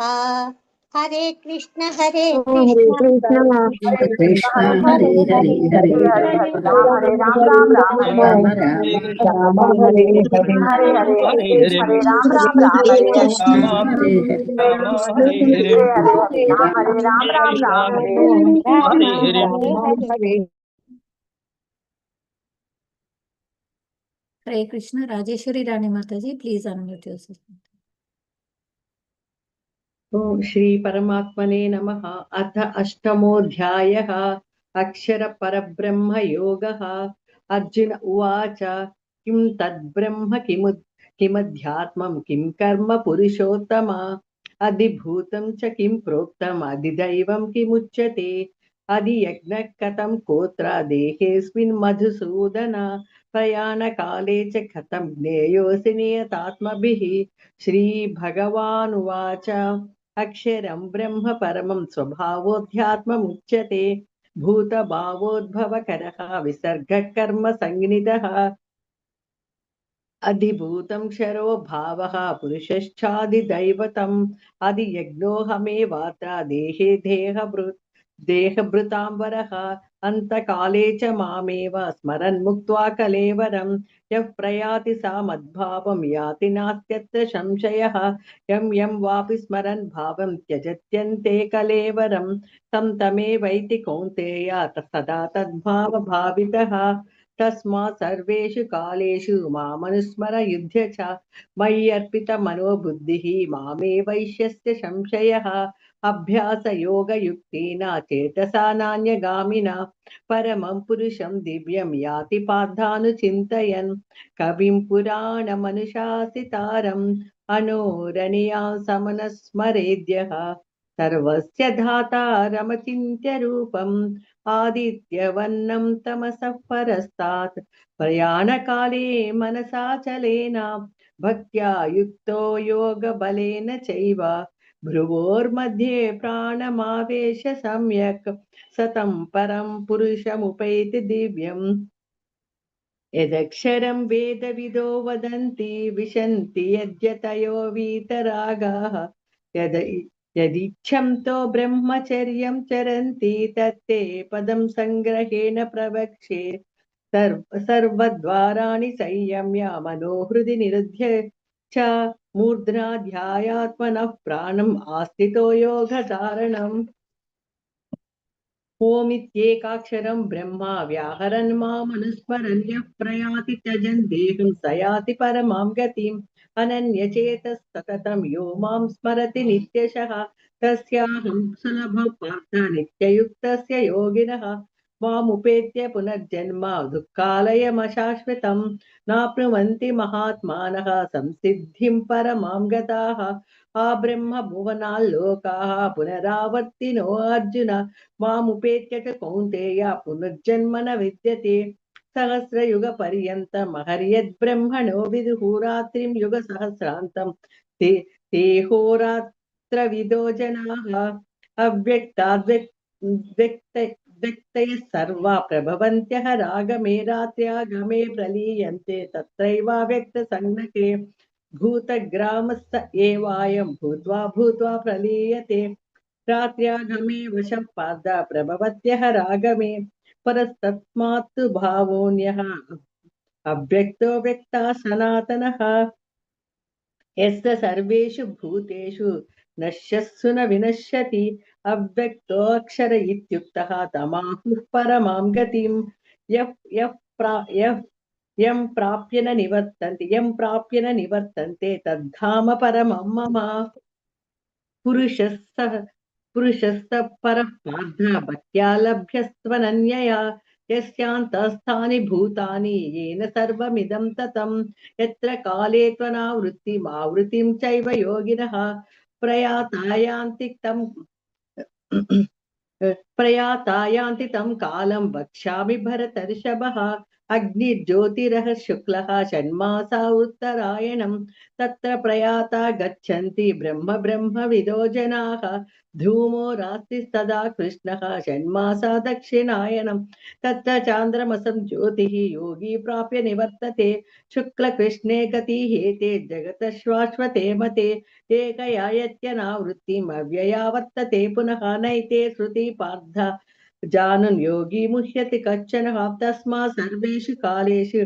योगो युक्तो भवार्जुन वेदेषु यज्ञेषु तपस्सु चैव दानेषु यत्पुण्यफलं प्रदिष्टम् अत्येति तत्सर्वमिदं विदित्वा योगी परं स्थानमुपैति चाद्यम् ओम तत्सदिति श्रीमद्भगवद्गीतासु उपनिषत्सु ब्रह्मविद्यायां योगशास्त्रे श्रीकृष्णार्जुन संवादे अक्षरपरब्रह्म योगो नाम अष्टमोऽध्यायः। हरे हरे कृष्ण कृष्ण हरे राम राम राम हरे हरे राम राम राम कृष्ण हरे कृष्ण हरे हरे हरे राम राम श्री हरे राम हरे हरे हरे राम राम राम हरे राम राम हरे राम हरे राम कृष्ण हरे हरे श्री हरे हरे राम हरे हरे राम हरे राम राम हरे राम राम हरे राम हरे राम हरे कृष्ण हरे हरे हरे हरे हरे राम हरे राम हरे राम कृष्ण राम हरे हरे हरे हरे राम हरे हरे राम कृष्ण राम राम हरे हरे श्रुति माता जी प्लीज अनम्यूट योरसेल्फ। हरे कृष्ण माता जी हरे कृष्ण अथ नवमोऽध्यायः राजगुह्य योगः श्रीभगवानुवाच इदं तु ते गुह्यतमं प्रवक्ष्याम्यनसूयवे ज्ञानं विज्ञानसहितं यज्ञात्वा मोक्षसे शुभात् राजगुह्यं पवित्रमिदमुत्तमं प्रत्यक्षावगमं धर्म्यं सुसुखं कर्तुमव्ययम्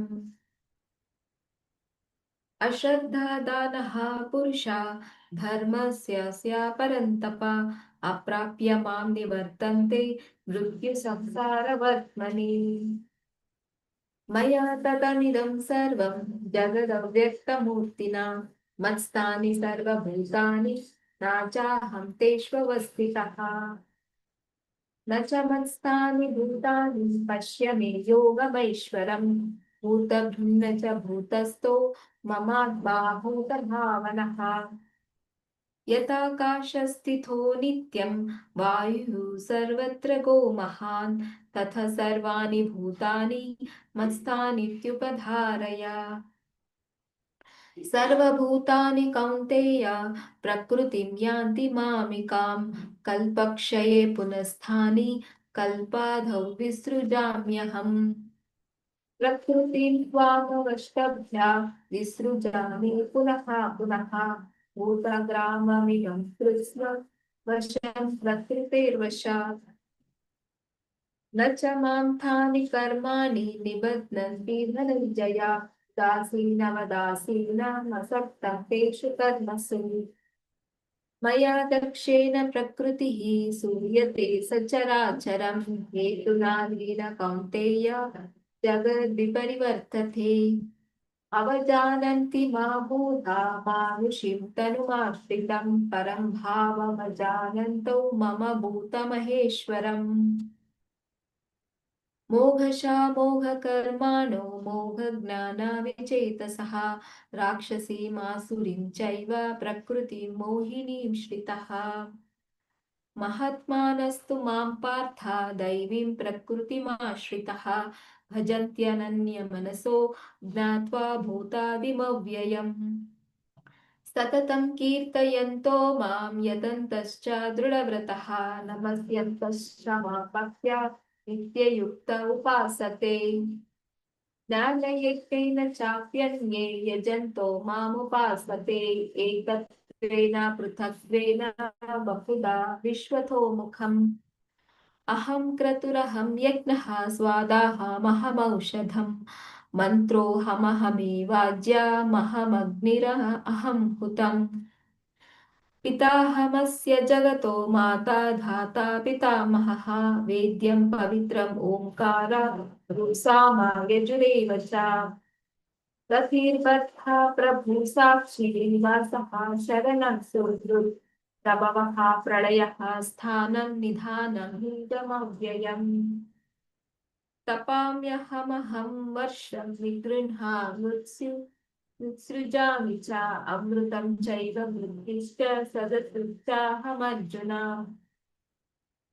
त्रैविद्यमां सोमपः पोपपापा यज्ञैरिष्ट्वा स्वर्गतिं प्रार्थयन्ते ते पुण्यमासाद्य सुरेन्द्रलोकम् अश्नन्ति दिव्यान् दिवि देव भोगान् ते तं भुक्त्वा स्वर्गलोकं विशालम् क्षीणे पुण्ये मर्त्यलोकं विशन्ति एवं त्रैधर्ममनुप्रपन्ना गथागथं कामकामा लभन्ते अनन्यश्चिन्तयन्तो मां हि जनः पर्युपासते तेषां नित्याभियुक्तानां योगक्षेमं वहाम्यहम् येऽप्यन्य देवता भक्ता यजन्ते श्रद्धयान्वितः तेऽपि मामेव कौन्तेय यजन्त्याविधिपूर्वकम् अहं हि सर्वयज्ञानां भोक्ता च प्रभुरेव च न तु मामाभिजानन्ति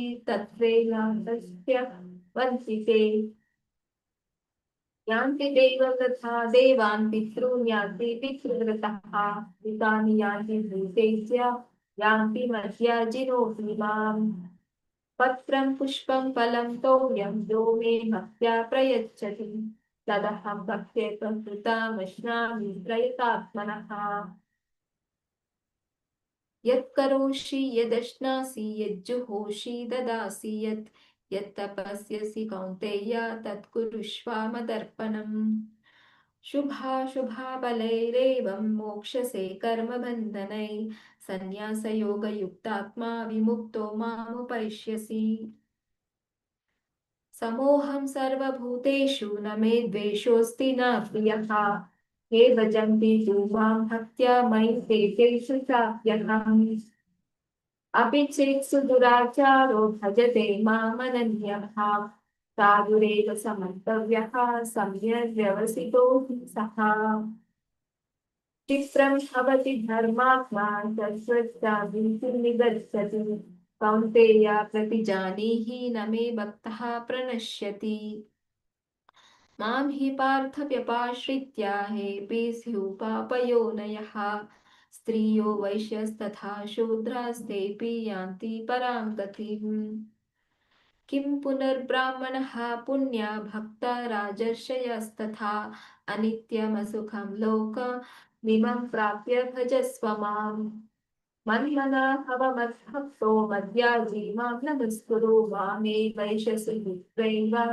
आत्मानं मत्परायणः ॐ तत्सदिति श्रीमद्भगवद्गीतासु उपनिषत्सु ब्रह्मविद्यायां योगशास्त्रे श्रीकृष्णार्जुनसंवादे राजविद्याराजगुह्ययोगो नाम नवमोऽध्यायः हरे कृष्ण हरे हरे कृष्ण हरे कृष्ण कृष्ण कृष्ण कृष्ण हरे हरे हरे राम राम राम हरे हरे राम हरे राम राम हरे हरे हरे कृष्ण हरे हरे कृष्ण हरे हरे राम राम हरे राम हरे राम कृष्ण राम हरे हरे हरे हरे राम राम हरे हरे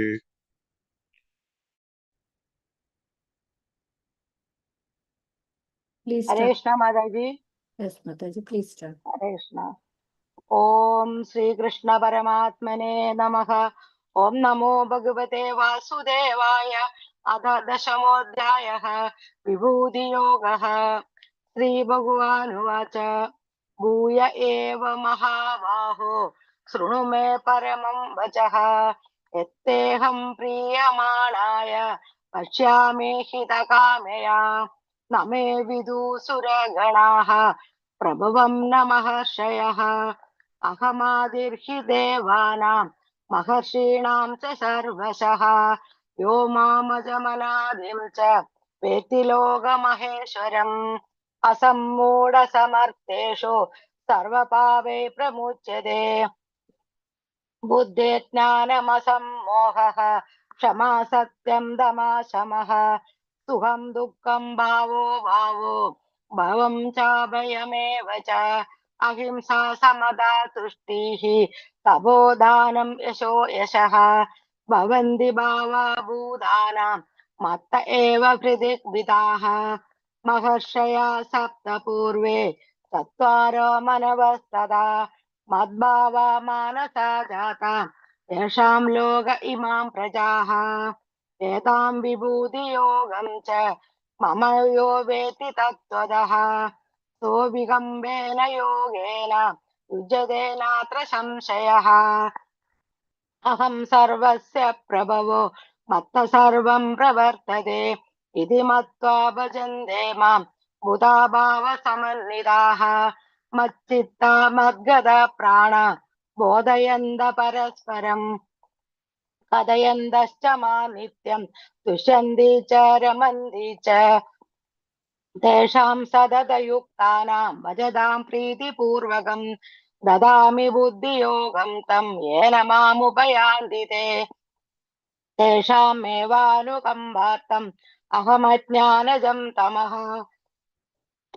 नाशयाम्यात्मभावस्थो ज्ञानदीपेन भास्वता अर्जुन उवाच परं ब्रह्म परं धाम पवित्रं परमं भवान् पुरुषं शाश्वतं दिव्यम् आदिदेवमजं विभुम् आहुस्तां ऋषया सर्वे देवर्षि नारदस्तदा असितो देवलो व्यासः स्वयं चैव ब्रवीषि मे सर्वमेतदृदं मन्ये यन्मां वदसि केशव न हि ते भगवन् व्यक्तिं विदुर्देवानदानवाः स्वयमेवात्मनात्मानं वेत्तं पुरुषोत्तम भूतभावन भूतेश देवदेव जगत्पदे वक्तुमर्हस्य शेषेण दिव्याह्यात्मविभूतयः याभिर्विभूतिभिर्लोकान् इमां स्वं व्याप्य तिष्ठसे कथं विद्यामहं योगे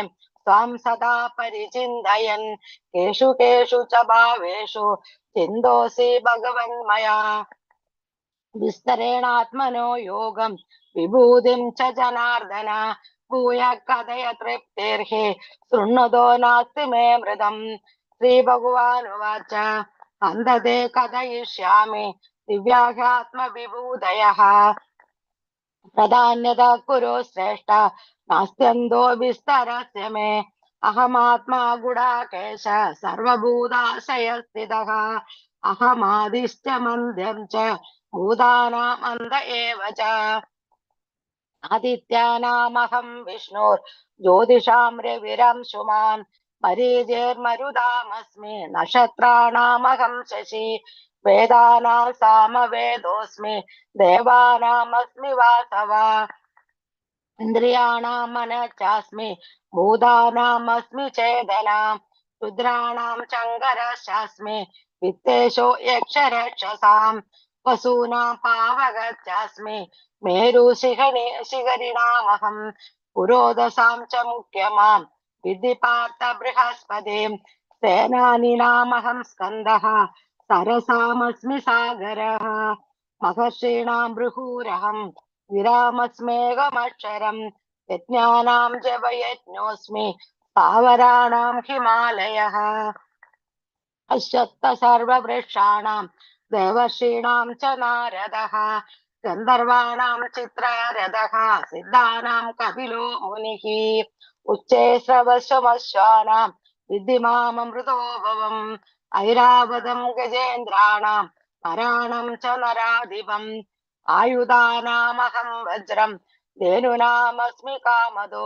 प्रजनश्चास्मि कन्दर्पः सर्पाणामस्मि वासुकिः आनन्दश्चास्मि नागानां वरुणो यादसामहं पितॄणामार्यमा चास्मि यमसंयमदामहं प्रह्लादश्चास्मि दैत्यानां कलकालकलयदामहं मृगाणां च मृगेन्द्रोऽहं वैनदेयश्च पक्षिणां पवनपवदामस्मि रामशस्त्रभृतामहं दशानां मकरश्चास्मि स्रोतसामस्मि जाह्नवीं सर्गाणामादिरन्धश्च मद्यं चैवाहमर्जुन आध्यात्मविद्यानां वादप्रवददामहं अक्षराणाम् अकारोऽस्मि द्वन्द्वसमासिकस्य च अहमेवाक्षय कालो ताहं विशदो मुखः मृत्यु सर्वहरश्चागम् उद्भवश्च भविष्यताम् कीर्ति श्रीवाक् च नारेण स्मृतिर्मेधा धृतिक्षमा बृहत्साम तदा साम्नां गायत्री छन्दसामहम् मासानां मार्गशीर्षोऽहम् ऋतूनां कुसुमाकरः युधं चलेदामस्मि तेजस्तेजस्विनामहम् जयोऽस्मि व्यवसायोऽस्मि सत्तं सत्तवदामहम् कृष्णेनां वासुदेवोऽस्मि पाण्डवानां धनञ्जय मुनीनामप्यहं व्यासः कविना उष्णा कविः दण्डो दमयदामस्मि नीतिरस्मि जिगीषदाम् मौनं चैवास्मि गुह्यानां ज्ञानं ज्ञानवदामहम् यच्चापि सर्वभूतानां बीजं तदहमर्जुन न तदस्ति विना यस्य मायाभूतं चराचरं बान्धोऽस्ति मम दिव्यानां विभूतीनां परन्तप एष तुद्देशदा प्रोक्तो विभूतिर्विस्तरो मया यद्यद्विभूतिमत्सत्त्वं श्रीमदोर्जितमेव वा तत्तदेवावगच्छत्वं मम तेजोंश सम्भवम् अथवा बहुनैतेन किं ज्ञातेन तवार्जुन पृष्टभ्याहमिदं कृष्णम् एकांशेन स्थितो जगत् ओम सत्सत् इति श्रीमद्भगवद्गीतासु उपनिषत्सु ब्रह्म विद्यायां योगशास्त्रे श्रीकृष्णार्जुन संवादे विभूति योगो नाम अथ दशमोऽध्यायः।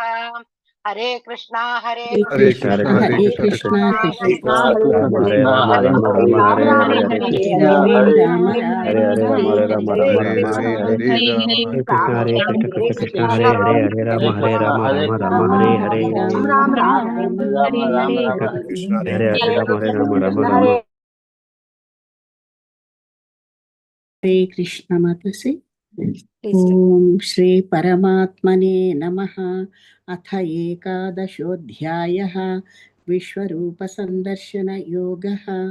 अर्जुन उवाच मदनुग्रहाय परमं गुह्यमध्यात्मसंगितं यत्त्वयोक्तं वचस्तेन मोहोऽयं विगतो मम भवाप्ययो हि भूतानां श्रुतौ विस्तरशो मया त्वत्वः कमलपत्राक्ष माहात्म्यमपि चाव्ययम् एवमेतत् यथा तत्त्वम् आत्मानं परमेश्वर द्रष्टुमिच्छामि ते रूपम् ऐश्वरं पुरुषोत्तम मन्यसे यदि तच्छक्यं मया द्रष्टुमिति प्रभो योगेश्वर ततो मे त्वं दर्शयाम्यात्ममव्ययम्। श्रीभगवान् उवाच पश्य मे पार्थरूपाणि शतशोऽथ सहस्रशः नानाविधानि दिव्यानि नानावर्णाकृतीनि च पश्यादित्यान् वसून् रुद्रान् अश्विनौ मरुतस्तथा बहून्यदृष्टपूर्वाणि पश्याश्चर्याणि भारत इहैकस्थं जगत्कृष्णं पश्याद्य सचराचरम् मम देहे गुडाकेश यच्चान्यद्रष्टुमिच्छति न तु मां शक्यसे द्रष्टुम् अनेनैव स्वचक्षुषा दिव्यं ददामि ते चक्षुः पश्य मे योगमैश्वरम्।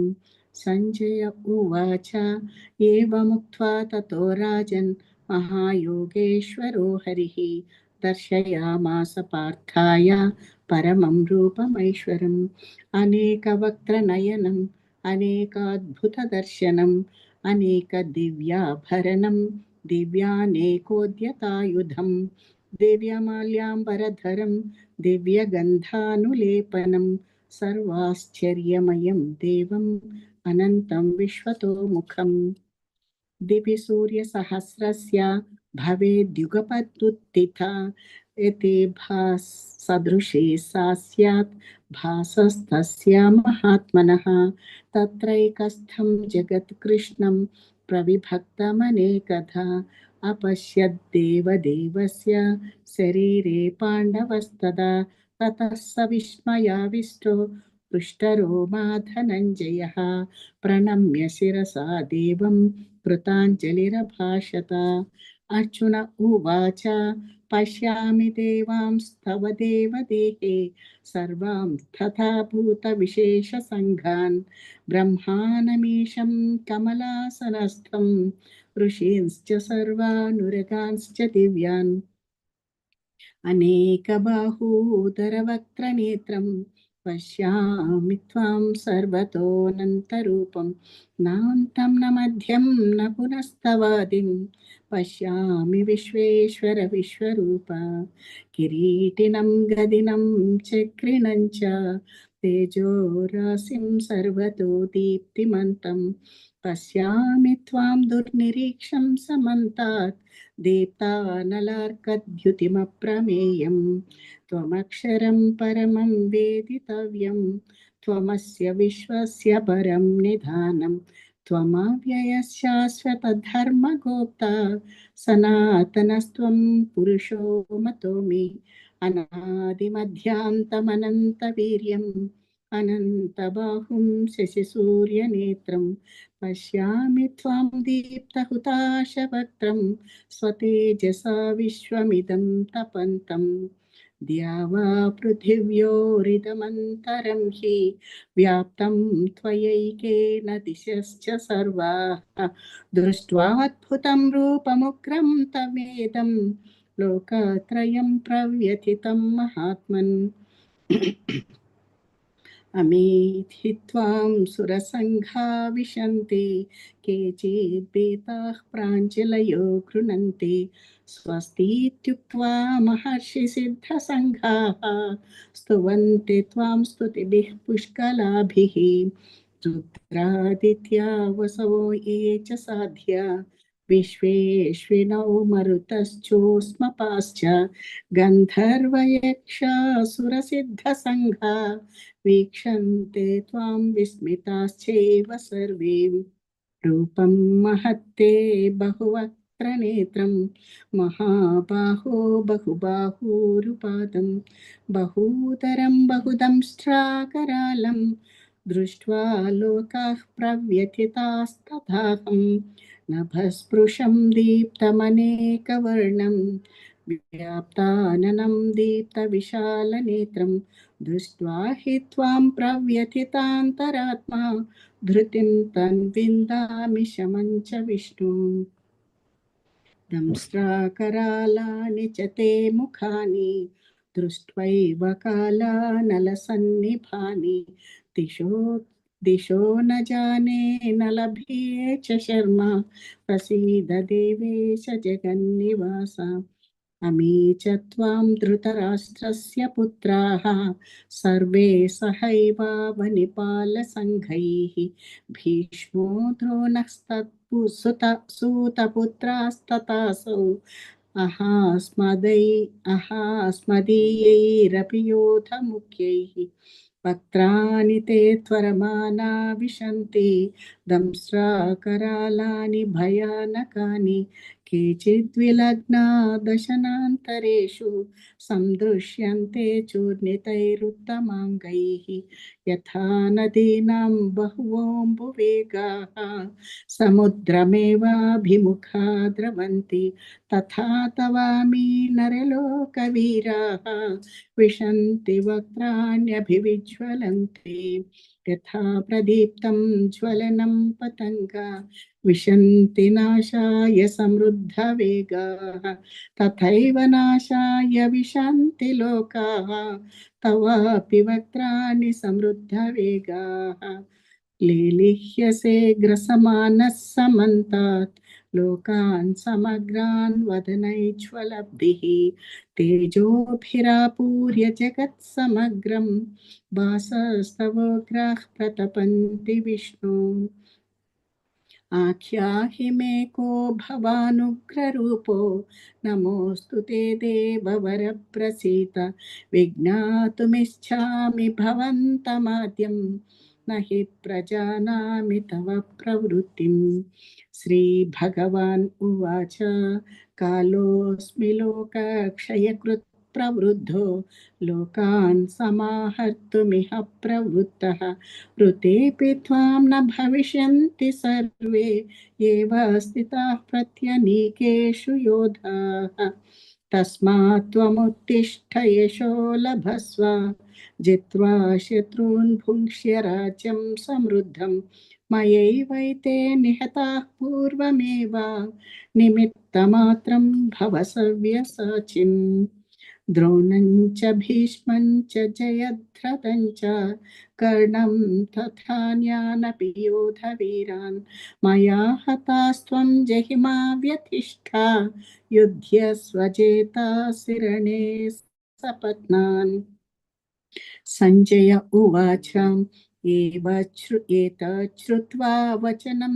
केशवस्य कृताञ्जलिर्वेपमानः किरीटी नमस्कृत्वा भूय एवाह कृष्णं सगद्गदं भीतः प्रणम्य अर्जुन उवाच स्थाने हृषीकेश तव प्रकीर्त्या जगत्प्रहृष्यत्यनुरज्यते च रक्षांसि भीतानि दिशो द्रवन्ति सर्वे नमस्यन्ति च सिद्धसङ्घाः कस्माच्च तेन न मेरन्महात्मन् गरीयसे ब्राह्मणोऽप्यादिकर्त्रे अनन्तदेवेश जगन्निवास त्वमक्षरं सदसत्तत्परं यत् त्वमादिदेवः पुरुषः पुराणः त्वमस्य विश्वस्य परं निधानं वेत्तासि वेद्यं च परं च धाम त्वया ततं विश्वमनन्तरूपा वायुर्यमोऽग्निर्वरुणः शशाङ्कः प्रजापतिस्त्वं प्रपितामहश्च नमो नमस्तेऽस्तु सहस्रकृत्वः पुनश्च भूयोऽपि नमो नमस्ते नमः पुरस्तात् तथ पृष्ठतस्ते नमोऽस्तु ते सर्वत एव सर्व अनन्तवीर्यामितविक्रमस्त्वं सर्वं समाप्नोषि ततोऽसि सर्वः सखेति मत्वा प्रसभं यदुक्तं हे कृष्ण हे यादव हे सखेति अजानता महिमानं तवेदं मया प्रमादात् प्रणयेन वापि यश्चापहासार्थमसत्कृतोऽसि विहारशय्यासनभोजनेषु एकोऽथवाप्यच्युत तत्समक्ष्यं तत्क्षामये त्वाम् अहमप्रमेयम् पितासि लोकस्य चराचरस्य त्वमस्य पूज्यश्च गुरुर्गरीयान् नत्वास्तमोऽस्त्यभ्यधिकः कुतोऽन्यो लोकात्रयेऽप्यप्रतिमा प्रभाव तस्मात् प्रणम्य प्रणिधाय कायं प्रसादये त्वामहमीशमीड्यं पितेव पुत्रस्य सखेव सख्युः प्रियः प्रियायार्हसि देव सोढुम् अदृष्टपूर्वं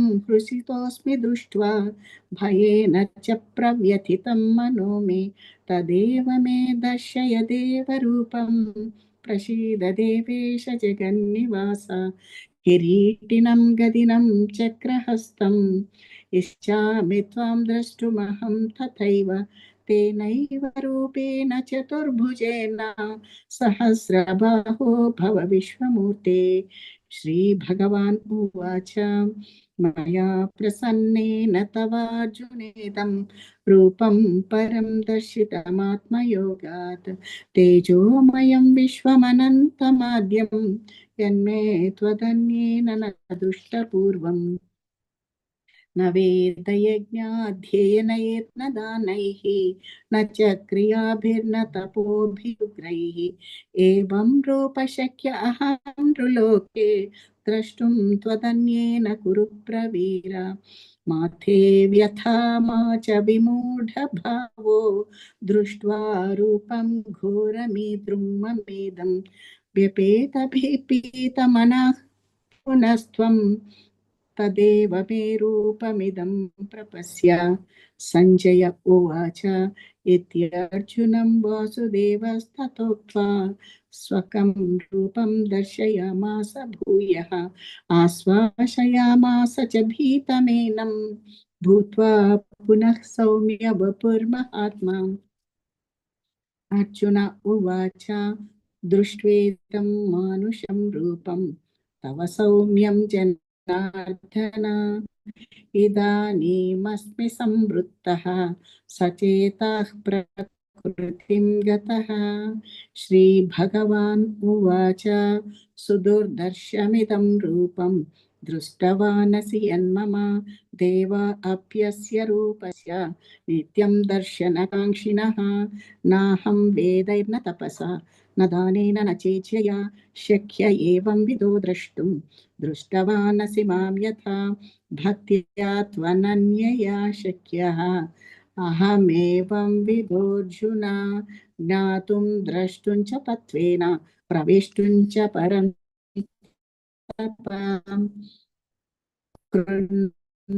मत्कर्म परमो मद्भक्तः संगवर्जितः निर्मीति पांडव।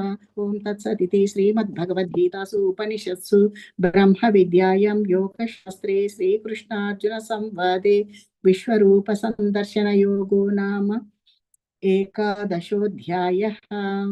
हरे कृष्ण हरे कृष्ण हरे कृष्ण कृष्ण हरे हरे राम राम हरे हरे राम हरे राम हरे कृष्ण राम हरे राम कृष्ण हरे हरे हरे हरे राम हरे राम राम राम हरे हरे हरे राम हरे हरे कृष्ण राम हरे हरे राम हरे राम राम हरे राम हरे राम राम राम हरे हरे रातची पडली नाही आता 12:30 आरती असते. शांतला माताजी हरे कृष्ण प्लीज ओम श्री परमात्मने नमः। श्रीमद्भगवद्गीता अथ 12ोऽध्यायः। अर्जुन उवाच एवं सततयुक्ता ये भक्तास्त्वां पर्युपासते ये चाप्यक्षरमव्यक्तं तेषां के योगवित्तमाः। श्रीभगवानुवाच मय्यावेश्य मनो ये मां नित्ययुक्ता उपासते श्रद्धया परयोपेतास्ते मे युक्ततमा मताः। ये त्वक्षरनिर्देश्यम् अव्यक्तं पर्युपासते सर्वत्र गमचिन्त्यं च कूटस्थमचलं ध्रुवं सन्नियम्येन्द्रियग्रामं सर्वत्र समबुद्धयः ते प्राप्नुवन्ति मामेव सर्वभूतहिते रताः। क्लेशोऽधिकतरस्तेषाम् अव्यक्तासक्तचेतसाम् अव्यक्ता हि गतिर्दुःखं देहवद्भिरवाप्यते। ये तु सर्वाणि कर्माणि मयि सन्न्यस्य मत्पराः अनन्येनैव योगेन मां ध्यायन्त उपासते तेषामहं समुद्धर्ता मृत्युसंसारसागरात् भवामि न चिरात् पार्थ मय्यावेशितचेतसा मय्येव मन आधत्स्व मयि बुद्धिं निवेशय निवसिष्यसि मय्येव अथ ऊर्ध्वन्न संशयः। अथ चित्तं समाधातुं न शक्नोषि मयि स्थिरम् अभ्यासयोगेन ततो मामिच्छाप्तुं धनञ्जय। अभ्यासेऽप्यसमर्थोऽसि मत्कर्म परमो भव मदर्थमपि कर्माणि कुर्वन् सिद्धिमवाप्स्यसि। अथैतदप्यशक्तोऽसि कर्तुं मद्योगमाश्रितः सर्वकर्मफलत्यागं ततः कुरु यतात्मवान्। श्रेयो हि ज्ञानमभ्यासाच् ज्ञानाध्यानौ विशिष्यते ध्यानात् कर्मफलत्यागाश्चान्तिरनन्तरम्। अद्वेष्टा सर्वभूतानां मैत्रः करुण एव च निर्ममो निरहङ्कारः समदुःखसुखः क्षमी सन्तुष्टः सततं योगी यतात्मा दृढनिश्चयः मय्यर्पितमनो बुद्धिर्यो मद्भक्तः स मे प्रियः यस्मान्नो द्विजते लोको लोकान्नो द्विजते च यः हर्षामर्षभयोद्वेगैर्मुक्तो यः स च मे प्रियः अनपेक्षः शुचिर्दक्ष उदासीनो गतव्यतः सर्वारम्भपरित्यागी यो मद्भक्तः स मे प्रियः यो न हृष्यति न द्वेष्टि न शोचति न काङ्क्षति शुभाशुभपरित्यागी भक्तिमान्यः स मे प्रियः समशत्रौ च मित्रे च तथा मानापमानयोः शीतोष्णसुखदुःखेषु समः सङ्गविवर्जितः तुल्यनिन्दास्तुतिर्मौनी सन्तुष्टो येन केनचित् अनिकेतस्थिरमतिर्भक्तिमान् मे प्रियो नरः ये तु धर्म्यामृतमिदै यथोक्तं पर्युपासते श्रद्धधाना मत्परमा भक्तास्तेतीव मे प्रियाः ॐ तत्सदिति श्रीमद्भगवद्गीतासु उपनिषत्सु ब्रह्मविद्यायां योगशास्त्रे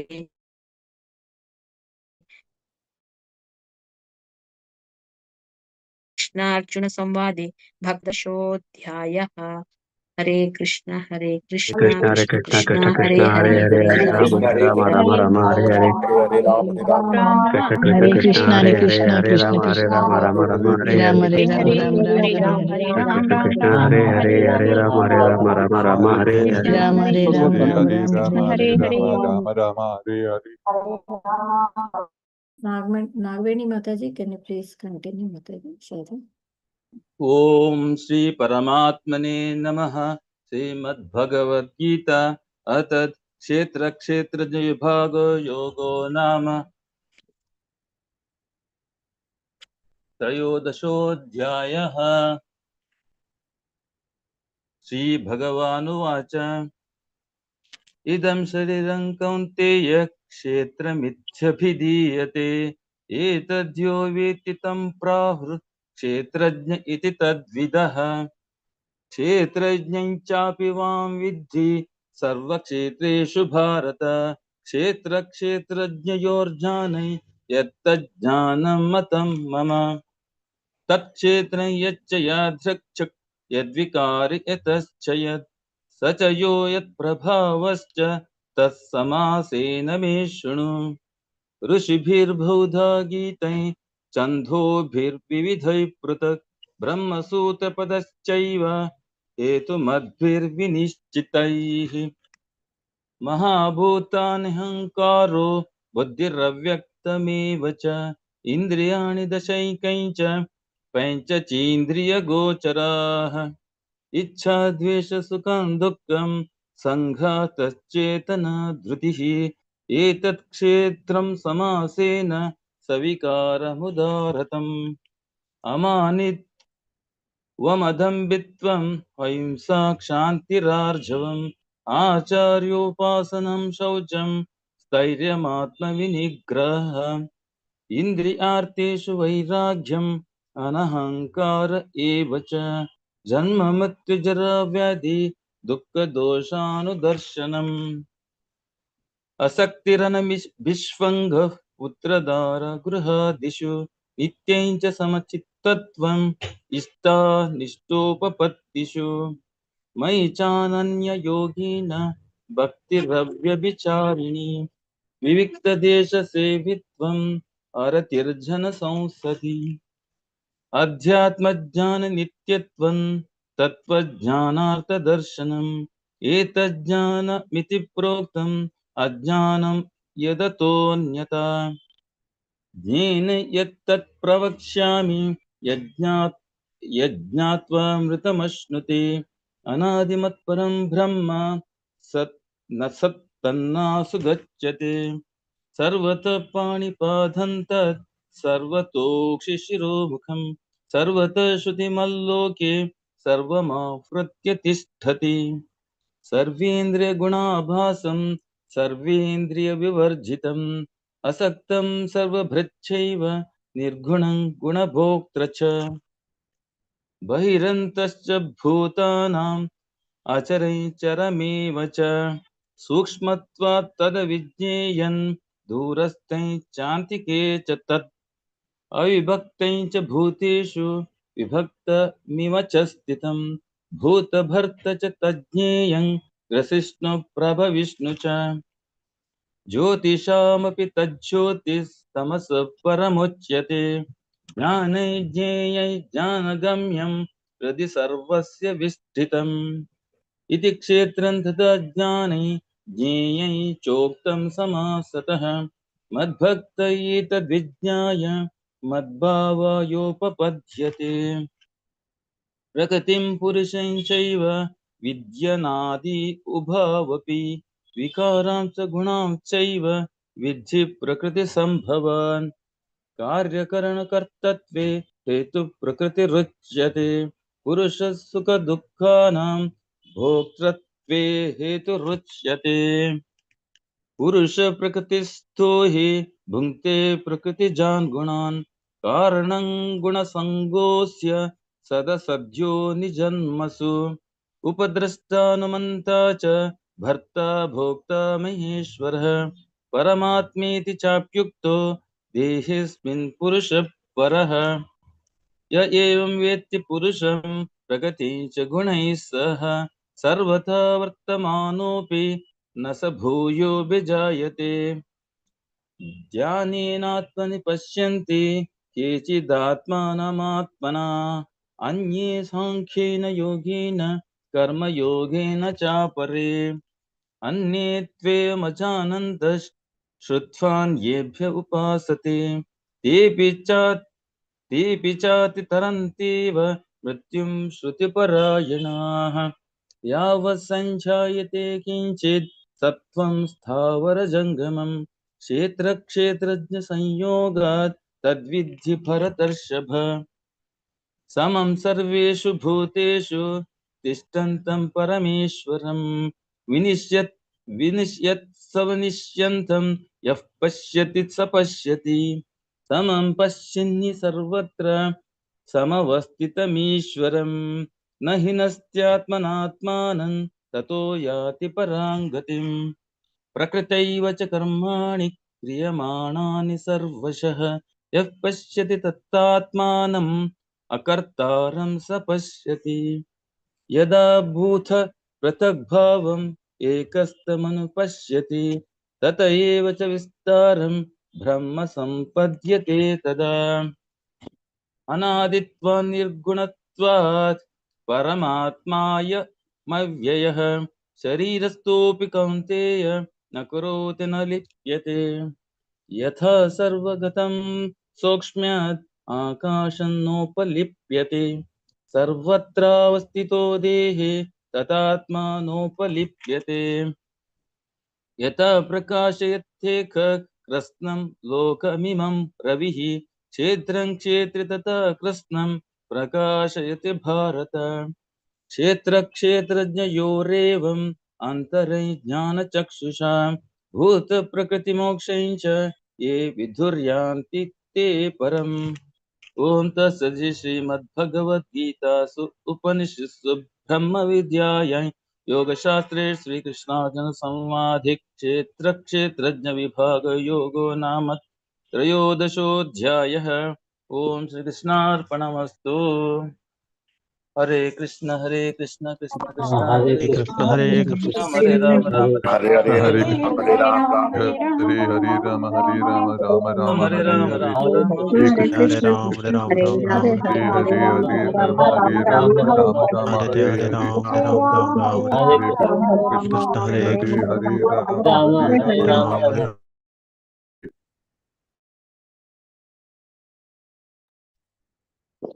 हरे कृष्ण। ओम श्री कृष्ण परमात्मने नमः। अथ चतुर्दशोऽध्यायः गुणत्रय विभाग योगः। श्री भगवानुवाच परं भूयः प्रवक्ष्यामि ज्ञानानां ज्ञानमुत्तमं यज्ञात्वा मुनयः सर्वे परां सिद्धिमितो गताः इदं ज्ञानमुपाश्रित्य मम साधर्म्यमागताः सर्गेऽपि नोपजायन्ते प्रलये न व्यथन्ति च मम योनिर्महद्ब्रह्मा तस्मिन् गर्भं ददाम्यहम् सम्भवः सर्वभूतानां ततो भवति भारत सर्वयोनिषु कौन्तेय मूर्तयः सम्भवन्ति याः तासां ब्रह्म महद्योनिः अहं बीजप्रदः पिताः सत्त्वं रजस्तम इति गुणाः प्रकृतिसम्भवाः निबध्नन्ति महाबाहो देहे देहिनमव्ययम् तत्र सत्त्वं निर्मलत्वात् प्रकाशकमनामयम् सुखसङ्गेन बध्नाति ज्ञानसङ्गेन चानघ रजो रागात्मकं विद्धि तृष्णासङ्गसमुद्भवम् तन्निबध्नाति कौन्तेय कर्मसङ्गेन देहिनम् तमस्त्वज्ञानजं विद्धि मोहनं सर्वदेहिनां प्रमादालस्य निद्राभिः तन्निबध्नाति भारत सत्त्वं सुखे संजयति रजः कर्मणि भारत ज्ञानमावृत्य तु तमः प्रमादे संजयत्युतं रजस्तमश्चाभिभूय सत्त्वं भवति भारत रजसत्त्वं तमश्चैव तमस्सत्त्वं रजस्तथा सर्वद्वारेषु देहेऽस्मिन् प्रकाश उपजायते ज्ञानं यदा तदा विद्यात् विवृद्धं सत्त्वमित्युतां लोभः प्रवृत्तिरारम्भः कर्मणामश्रमः स्पृहा रजस्येतानि जायन्ते विवृद्धे भरतर्षभा अप्रकाशो प्रवृत्तिश्च प्रमादो मोह एव च तमस्येतानि जायन्ते विवृद्धे कुरु नन्दन यदा सत्त्वे प्रवृद्धे तु प्रलयं याति देहभृत् तदोत्तमविदान् लोकान् अमलान् प्रतिपद्यते रजसि प्रलयं गत्वा कर्मसङ्गिषु जायते तथा प्रलीनस्तमसि मूढयोनिषु जायते कर्मणः सुकृतस्याहुः सात्विकं निर्मलं फलम् रजसस्तु फलं दुःखम् अज्ञानं तमसः फलम् सत्त्वात् संजायते ज्ञानं रजसो लोभ एव च प्रमादमोहौ तमसो भवतो ज्ञानमेव च ऊर्ध्वं गच्छन्ति सत्त्वस्था मध्ये तिष्ठन्ति राजसाः जघन्यगुणवृत्तिस्था अधो गच्छन्ति तामसाः नान्यं गुणेभ्यः कर्तारं यदा द्रष्टानुपश्यति गुणेभ्यश्च परं वेत्ति मद्भावं सोऽधिगच्छति गुणानेतानतीत्यत्रीन् देहि देहसमुद्भवान् जन्म मृत्युजरा दुःखैः विमुक्तोऽमृतमश्नुते अर्जुन उवाच कैर्लिङ्गैस्त्रीन् गुणानेतान् अतीतो भवति प्रभो किमाचारः कथं चैतान् स्त्रीन् गुणानतिवर्तते श्रीभगवानुवाच प्रकाशं च प्रवृत्तिं च मोहमेव च पाण्डव न द्वेष्टि सम्प्रवृत्तानि न निवृत्तानि काङ्क्षति उदासीनवदासीनो गुणैर्यो न विचाल्यते गुणा वर्तन्त इत्येवं योऽवतिष्ठति नेङ्गते समदुःखः सुखस्वस्थः समलोष्टाश्मकाञ्चनः तुल्यप्रिया प्रियो धीरः तुल्यनिन्दात्मसंस्तुतिः मानापमानयोस्तुल्यः तुल्यो मित्रारिपक्षयोः सर्वारम्भपरित्यागी गुणातीतः स उच्यते मां च यो अव्यभिचारेण भक्तियोगेन सेवते सगुणान् समतीत्यैतान् ब्रह्म भूयाय कल्पते ब्रह्मणो हि प्रतिष्ठाहम् अमृतस्याव्ययस्य च शाश्वतस्य च धर्मस्य सुखस्यैकान्तिकस्य च ॐ तत्सदिति श्रीमद्भगवद्गीतासु उपनिषत्सु ब्रह्मविद्यायां योगशास्त्रे श्रीकृष्णार्जुन संवादे गुणत्रयविभागयोगो नाम चतुर्दशोऽध्यायः। हरे कृष्णा हरे कृष्णा हरे कृष्ण हरे राम राम राम हरे हरे हरे राम हरे हरे राम राम हरे हरे हरे कृष्ण कृष्ण कृष्ण हरे राम हरे कृष्ण हरे कृष्ण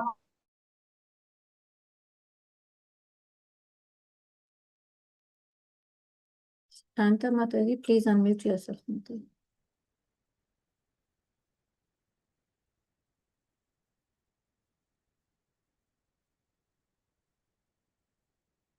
हरे कृष्ण।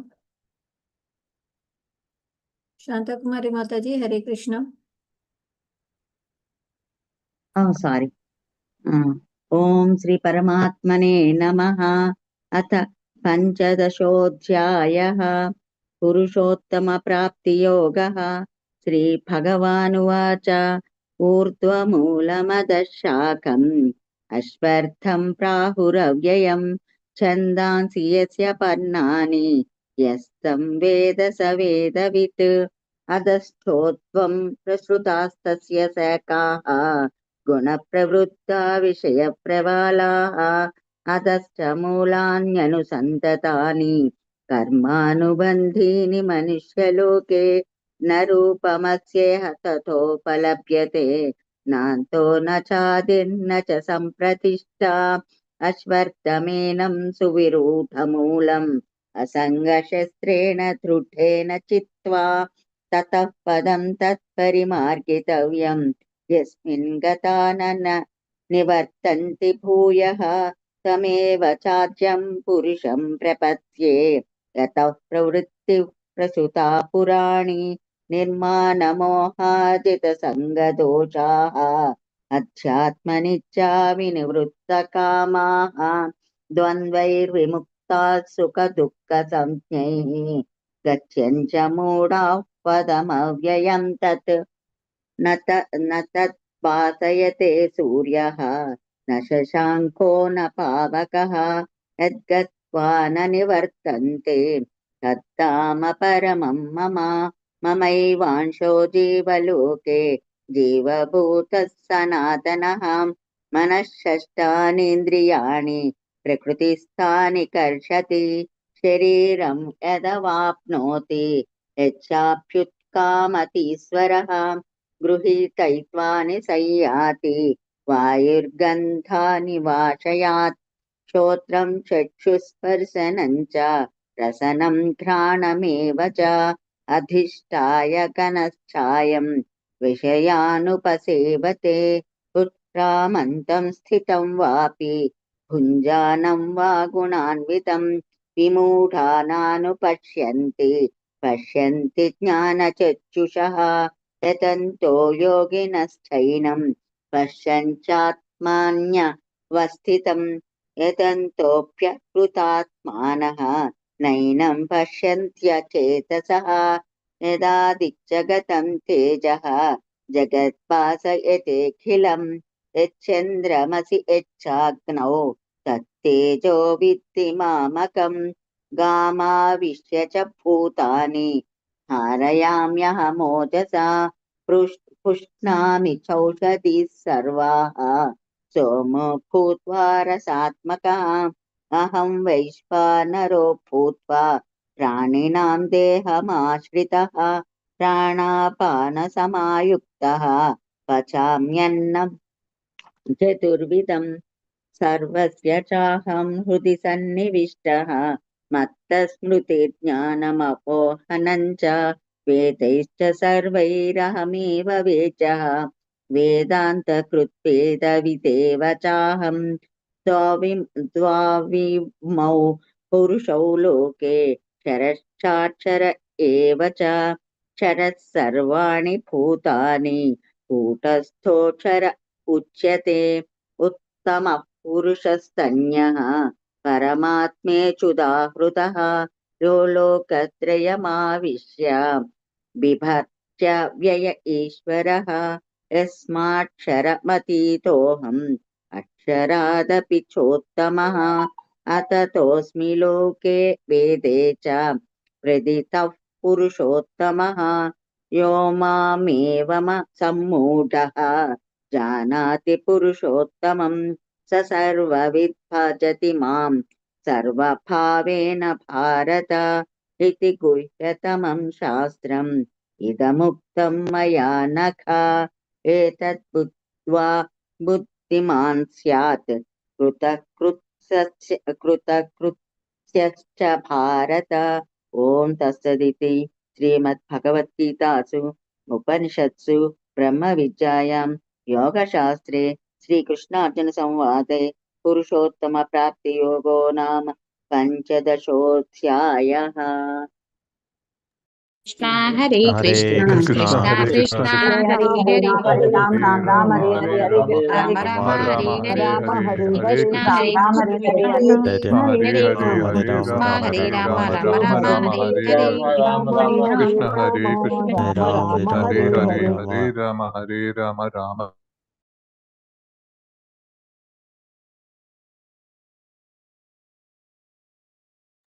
हरे कृष्णा। ओम नमो भगवते वासुदेवाय। ओम नमो भगवते वासुदेवाय। ओम श्री परमात्मने नमः।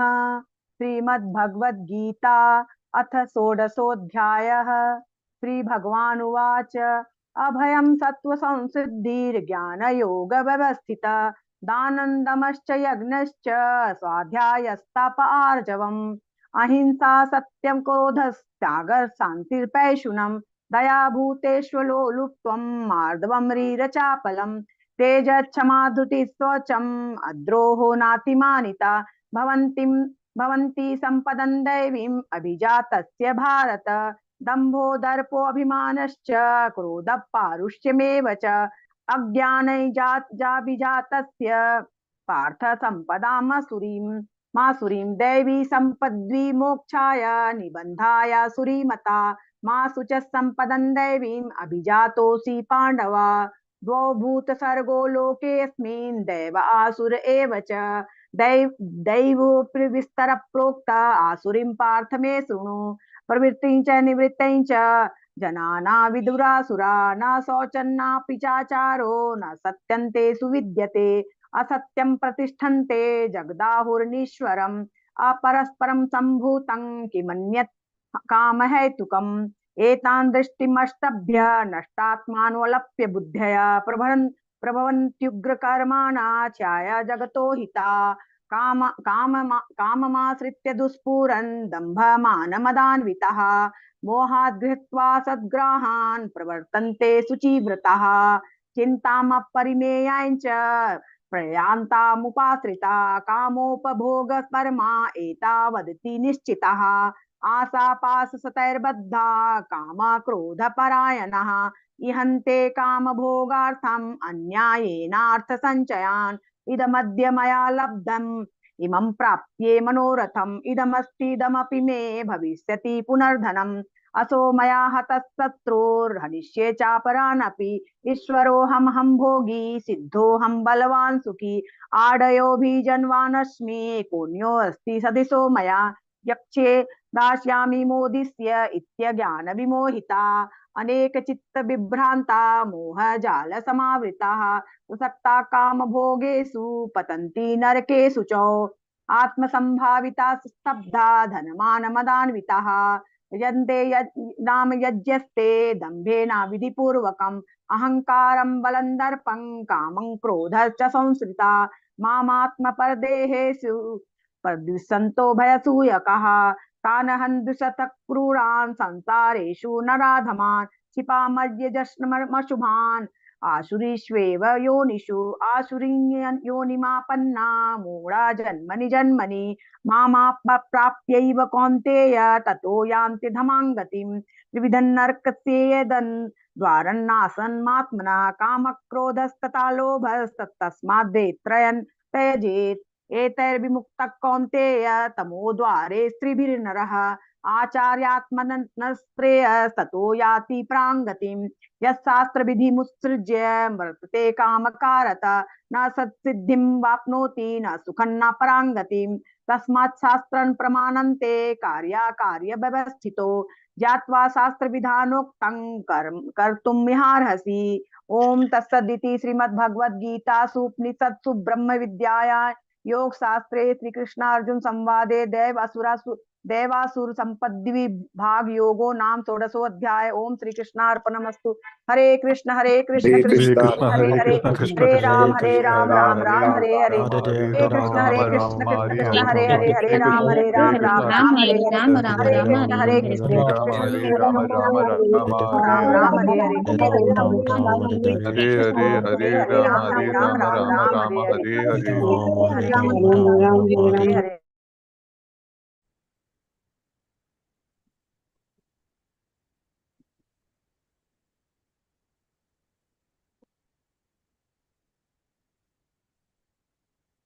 Parvati Mataji, please start.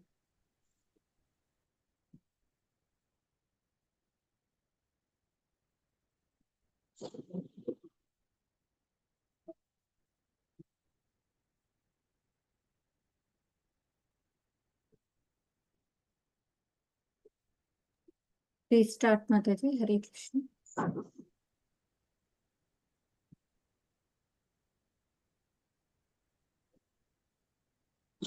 Start reciting, Mataji. ओम नमो भगवते वासुदेवाय। ओम श्री परमात्मने नमः। अथ सप्तदशाध्यायं श्रद्धात्रय विभाग योग। अर्जुन उवाच ये शास्त्रविधिमुत्सृज्य यजन्ते श्रद्धयान्विताः तेषां निष्ठा तु का कृष्ण सत्त्वमाहो रजस्तमः। श्री भगवान् उवाच त्रिविधा भवति देहिनां सा स्वभावजा सात्विकी राजसी चैव तामसी चेति तं शृणु। सत्त्वानुरूपा सर्वस्य श्रद्धा भवति भारत। श्रद्धा भयोऽयं पुरुषो यो यच्छ्रद्ध स एव सखा। यजन्ते सात्विका देवान् यक्षरक्षांसि राजसाः प्रेतान् भूतगणांश्चान्ये यजन्ते तामसा जनाः। अशास्त्रविहितं घोरं तप्यन्ते ये तपो जनाः दम्भाहङ्कार संयुक्ताः कामरागबलान्विताः हर्षयन्तः शरीरस्थं भूतग्राममचेतसः मां चैवान्तशरीरस्थं तान् विद्यासुरनिश्चयान्। आकारस्तपि सर्वस्य त्रिविधो भवति प्रियः यज्ञस्तपस्तथा दानं तेषां भेदमिमं शृणु। आयु सत्त्वबलारोग्यं सुखप्रीतिविवर्धनं यस्या स्निग्धा स्थिरा हृद्या आहारा सात्विकप्रियाः। कड्वम्ललवणात्युष्णा तीक्ष्णरूक्षविदाहिनः आहारा राजसस्येष्टा दुःखशोकामयप्रदाः। यातयामं गतरसं ऊदीपर्युषितं च यत् उच्छिष्टम् अपि चामेद्यं भोजनं तामसप्रियम्। अफलाकांक्षिभिर्यज्ञो विधिदृष्टो य इज्यते यष्टव्यमेवेति मनका समाधाय सा सात्विकः। अभिसन्धाय तु फलं दम्भार्थम् अपि चैव यत् इज्यते भरतश्रेष्ठा तं यज्ञं विधिराजसम्। विधिहीनमसृष्टान्नं मन्त्रहीनमदक्षिणं श्रद्धाविरहितं यज्ञं तामसं परिचक्षते। देवद्विजगुरुप्राज्ञं पूजनं शौचमार्जवं ब्रह्मचर्यमहिंसा च शारीरं तव उच्यते। अनुद्वेगकरं वाक्यं सत्यं प्रियहितं च यत् स्वाध्यायाभ्यसनं चैव वाङ्मयं तव उच्यते। मनःप्रसाद सौम्यत्वं मौनमात्मविनिग्रहः पावशं संशुद्धि इत्येतत् तपोमानसमुच्यते। श्रद्धया परया तप्तं तपस्तत्त्रिविधं नरैः अफलाकांक्षिभिर्युक्तैः सात्विकं परिचक्षते। सल्कारमानपूजार्थं तपोदम्भेन चैव यत् क्रियते तदिह प्रोक्तं राजसं चलमध्रुवम्। मूढग्राहेणात्मनो यत् पीडया क्रियते तवका परस्योत्साधनार्थं वा तत्तामसमुदाहृतम्।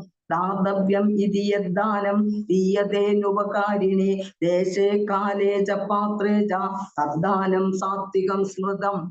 यत्तु प्रत्युपकारार्थं फलमुद्दिश्य वा पुनः दीयते च परिक्लिष्टं तद्दानं राजसंस्मृतम्। अदेशकाले यद्दानम् अपात्रेभ्यश्च दीयते असल्कृतमवज्ञातं तत्तामसमुदाहृतम्। ॐ तत्सदिति निर्देशो ब्रह्मणस्त्रिविधः स्मृतः ब्राह्मणस्तेन वेदाश्च यज्ञाश्च विहिता पुरा। तस्मादो मित्युदाहृत्य यज्ञदानतपक्रियाः प्रवर्तन्ते विधानोक्ता सततं ब्रह्मवादिनां। तदित्यनभिसन्धाय फलं यज्ञतपक्रियाः दानक्रियाश्च विविधाः क्रियते मोक्षकाङ्क्षिभिः। सद्भावे साधुभावे च सदित्येतत् प्रयुज्यते प्रशस्ते कर्मणि तदा स्वच्छब्दा पार्थयुज्यते।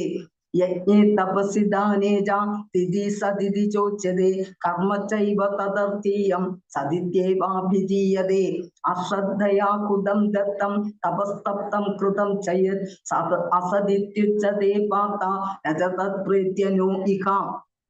ओम तत्सदिति श्रीमद्भगवद्गीतासु उपनिषत्सु ब्रह्म विद्यायां योगशास्त्रे श्रीकृष्णार्जुन संवादे श्रद्धात्रय विभाग योगो नाम सप्तदशोऽध्यायः।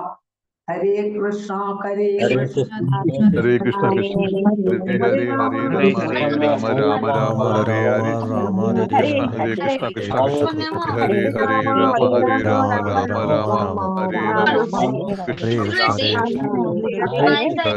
हरे राम राम राम हरे हरे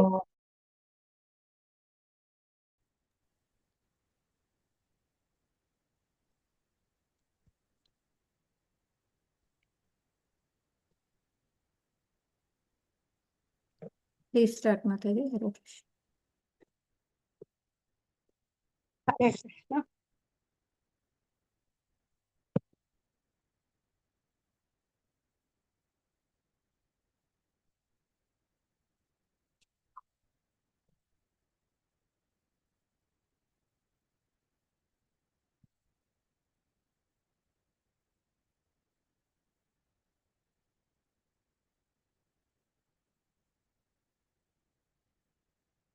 ओम श्री परमात्मने नमः। अथ अष्टादशोऽध्यायः मोक्ष संन्यास योगः। उवाच संन्यासस्य महाबाहो तत्त्वमिच्छामि वेदितुं त्यागश्च सुहृषीकेश पृथक् केशिनिषूदन। श्रीभगवानुवाच काम्यानां कर्मणां न्यासं संन्यासं कवयो विदुः सर्वकर्मफलत्यागं प्राहुस्यागं विचक्षणाः। त्याज्यं दोषवदित्येके कर्म प्राहुर्मनीषिणः यज्ञदान तपः कर्म न त्याज्यमिति चापरे निश्चयं शृणु मे तत्र त्यागे भरतसत्तमा त्यागो हि पुरुषव्याघ्र त्रिविधः सम्प्रकीर्तितः यज्ञदान तपः कर्म न त्याज्यं कार्यमेव तत् यज्ञदानं तपश्चैव पावनानि मनीषिणाम् एतन्यपि तु कर्माणि संघं त्यक्त्वा फलानि च कर्तव्यानीति मे पार्थ निश्चितं मतमुत्तमम्।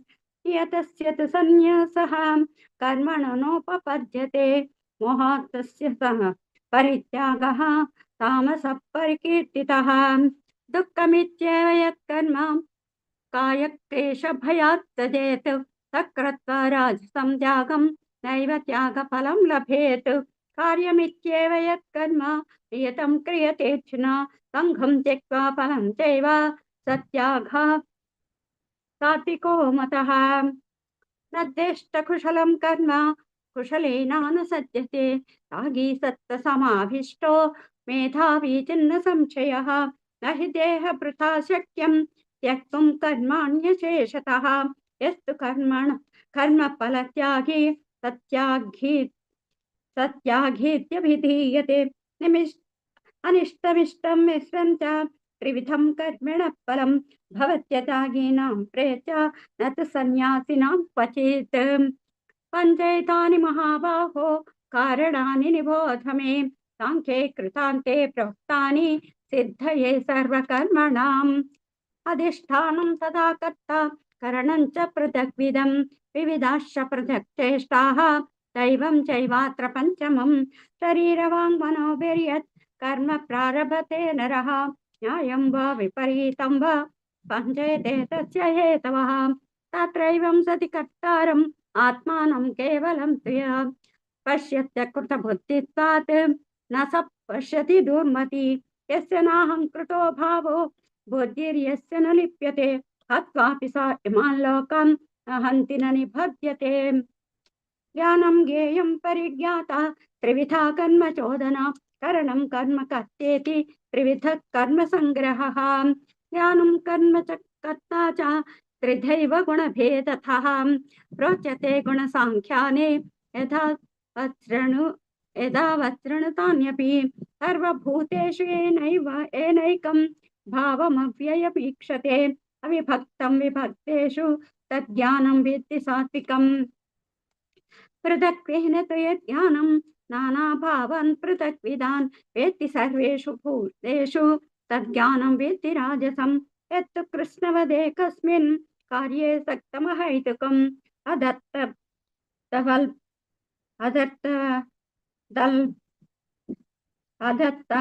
अदत्तवदल्पं च तत्तामसमुदाहृतं नियतं सङ्गरहितम् अरागद्वेषतकृतम् अपलाप्रेम्सना कर्म यत्तत् सात्विकमुच्यते यत्तु कामेक्षणा कर्म साहङ्कारेण वा पुनः क्रियते बहुलायासं तद्राजसमुदाहृतम् अनुबन्धं क्षयं हिंसात् अनपेक्षत पौरुषं मोहादारभ्यते कर्म यत्तत्तामसमुच्यते मुक्तसङ्गोऽनुपादि धृत्युत्साहस्तमन्वितः सिद्धसिद्धिर्यो निर्विकारः कर्ता सात्विक उच्यते रागी कर्म फलप्रेप्सु लिप्तो हिंसात्मकोषिः हर्षशोकान्वितः कर्ता राजसः परिकीर्तितः अयुक्तप्राक्तशब्दं षटो नैष्कृतिकोलसः विषादी दीर्घसूत्री च कर्ता तामस उच्यते बुद्धेर्भेदं धृतेश्चैव गुणत्रत्रिविधं शृणु प्रोच्यमानमशेषेण पृथक्त्वेन धनञ्जय प्रवृत्तिं च निवृत्तिं च कार्याकार्ये भयाभये बन्धं मोक्षं च या वेत्ति बुद्धि सा पार्थ सात्विकी यया धर्मं धर्मं च कार्यं च कार्यमेव च अयथावत् प्रजानाति बुद्धि सा पार्थ राजसी अधर्मं धर्ममिति या मन्यते तमसा प्रतां सर्वार्थान् विपरीतां च बुद्धि सा पार्थ तामसीं तृतीया यया धारयते मनःप्राणेन्द्रियक्रियाः योगेन व्यभिचारिण्यां धृतिः सा पार्थ सात्विकी यया तु धर्मकामार्थान् तृतीया धारयते अर्जुन प्रसंगेन फलाकांक्षी तृतीया सा पार्थ राजसी यया स्वप्नं भयं शोकं विषादं मदमेव च न विमुञ्चति दुर्मेधा धृतिः सा पार्थ तामसी सुखं त्रिदानीं त्रिविधां शृणु मे भरतर्षभा अभ्यासात् रमते यत्र दुःखान्तं न निगच्छति एतदग्रे विषमिव परिणामे कृतोपमं तत्सुखं सात्विकं प्रोक्तम् आत्मबुद्धिप्रसादजम् विषयेन्द्रियसंयोगात् एतदग्रे मुतोपमं परिणामे विषमिव तत्सुखं राजसंस्कृतं यदग्रे चानुबन्धे च सुखं मोहनमात्मना निर्धालस्य प्रमादोत्तं तत्तामसमुदाहृतम् न तदस्ति पृथिव्यां वा दिवि वेदेषु पुनः तत्त्वं प्रकृतिजैर्मुक्तं यदेभिः स्यात् त्रिभिर्गुणैः ब्राह्मणक्षत्रेविषां शूद्राणां च परन्तप कर्माणि प्रविभक्तानि स्वभावप्रभवैर्गुणैः क्षमोदमस्तपश्चौचं क्षान्तिरार्जवमेव च ज्ञानं विज्ञानमास्तिक्यं ब्रह्मकर्म स्वभावजम् शौर्यं तेजो धृतिर्दाक्ष्यं युद्धे चाप्यपलायनं दानमीश्वरभावश्च क्षात्रं कर्म स्वभावजम् कृषिगोरक्ष्यवाणिज्यं वैश्यकर्म स्वभावजं परिचर्यात्मकं कर्म श्रोत्रस्यापि स्वभावजं स्वे कर्मण्यभिरतः संसिद्धिं लभते नरः स्वकर्मनिरतः सिद्धिं यदा विन्दति ततृणु यतः प्रवृत्तिभूतानां येन सर्वमिदं ततं स्वकर्मणा तमभ्यर्च्य सिद्धिं विन्दति मानवः श्रेयान् स्वधर्मो विगुणः परधर्मात् स्वनुष्ठितात् स्वभावय नियतं कर्म कर्मन्नाप्नोति किल्बिषं तजं कर्म कौन्तेय सदोषमपि न त्यजेत् सर्वारम्भा हि दोषेण धूमेनाग्निरिवावृताः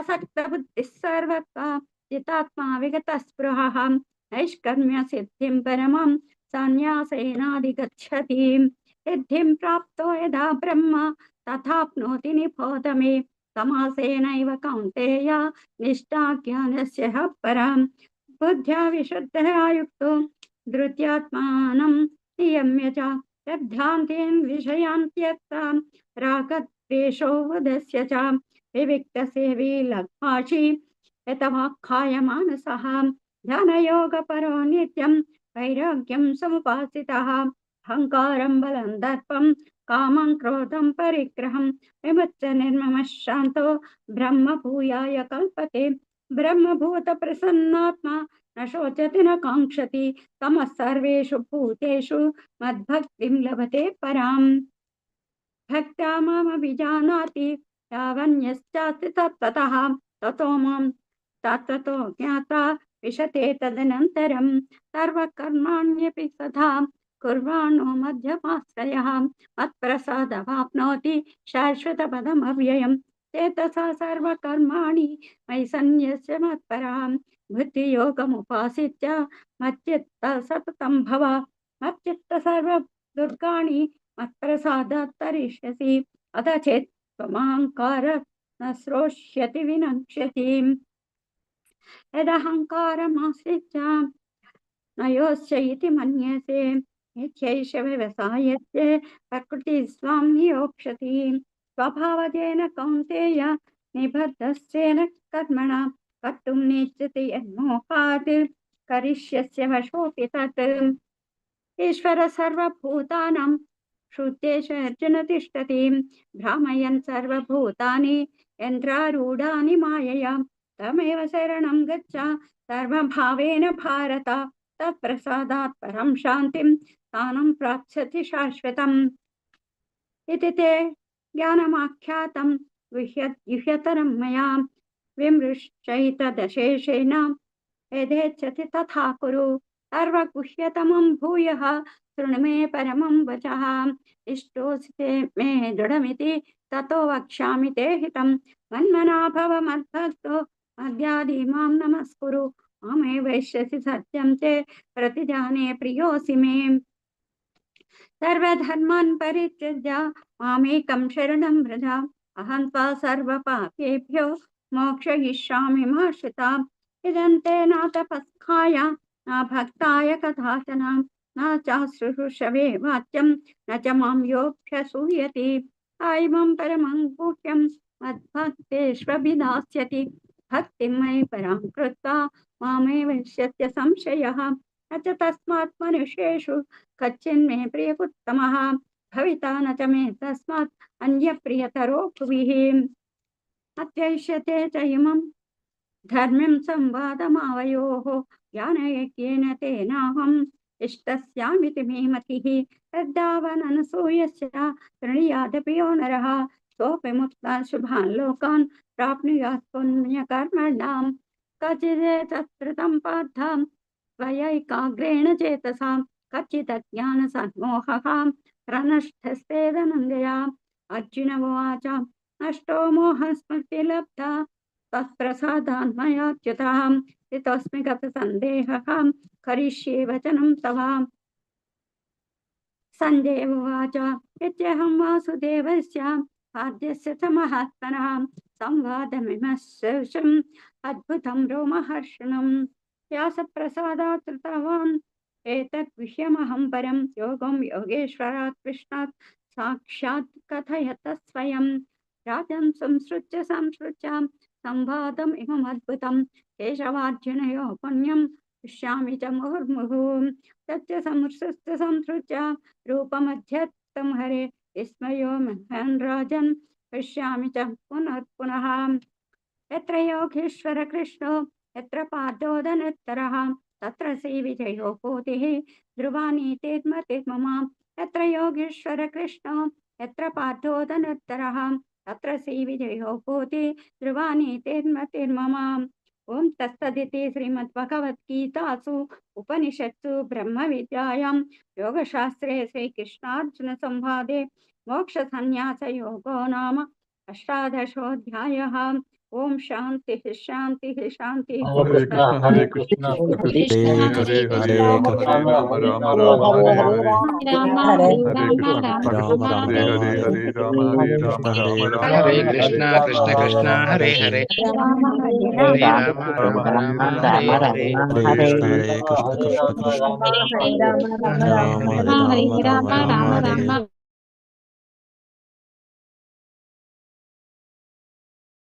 Devotees, thank you all so much. And before you all leave, I just wanted to show you one presentation. Just a moment.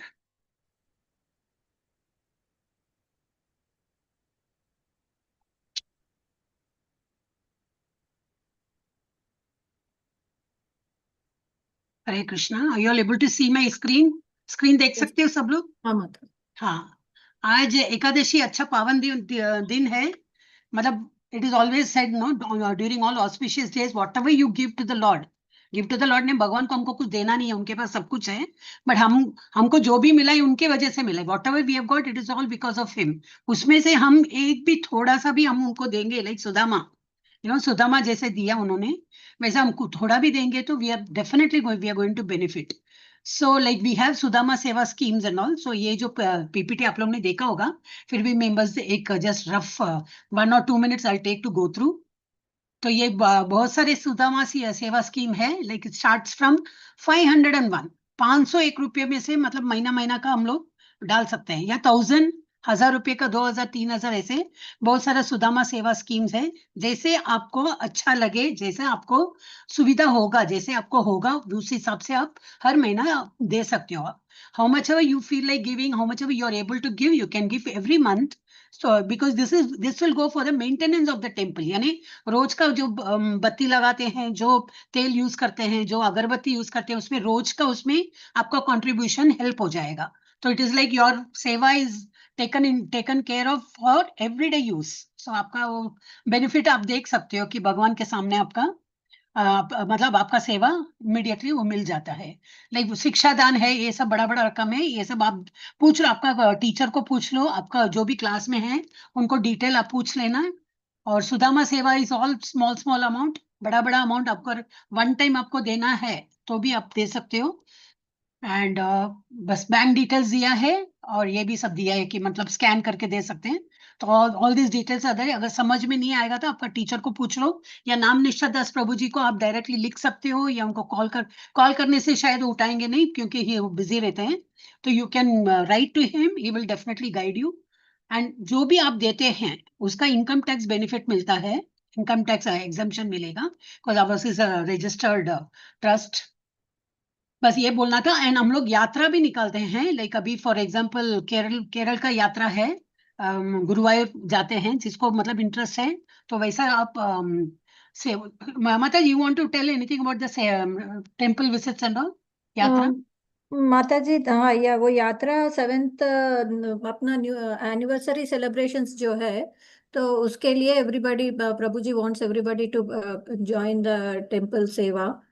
And उसके बाद में from there after the event, Prabhuji has planned an event to Guruvayur. So devotees, please join to make this whole event a grand success. Yes, Mataji. Yeah, Hare Krishna. That is on 7th to 11th, most probably. ये आपको अगर मतलब detail तो मालूम हुआ रहेगा, अगर और भी जानकारी चाहिए तो आपका टीचर या कोई एडमिन आप पहचानते हो, या हमारे यहाँ से किसी का भी नंबर आपके पास होगा, anybody can guide you. Yeah, तो हम लोग so सब it is actually August 9th and 10th are the events in the temple, and 11th and 12th are at Guruvayur. Hare Krishna. So it's always better to go in group so that we'll also benefit along with the sadhu sang. Okay, हम हरे कृष्ण महामंत्र 3 बार बोल के बंद करते हैं माता जी। हरे कृष्णा। जी माता जी, गिविंग अनम्यूट ऑप्शन सब लोग साथ में बोलिए, सबका अनम्यूट ऑप्शन दे दो माता जी। हरे कृष्णा कृष्णा कृष्णा हरे हरे राम हरे राम राम राम राम राम हरे हरे हरे कृष्णा हरे हरे कृष्णा हरे कृष्णा हरे हरे हरे राम राम राम राम हरे हरे हरे हरे कृष्णा हरे कृष्ण हरे हरे हरे राम हरे राम हरे राम राम राम राम हरे हरे हरे हरे हरे कृष्ण हरे कृष्ण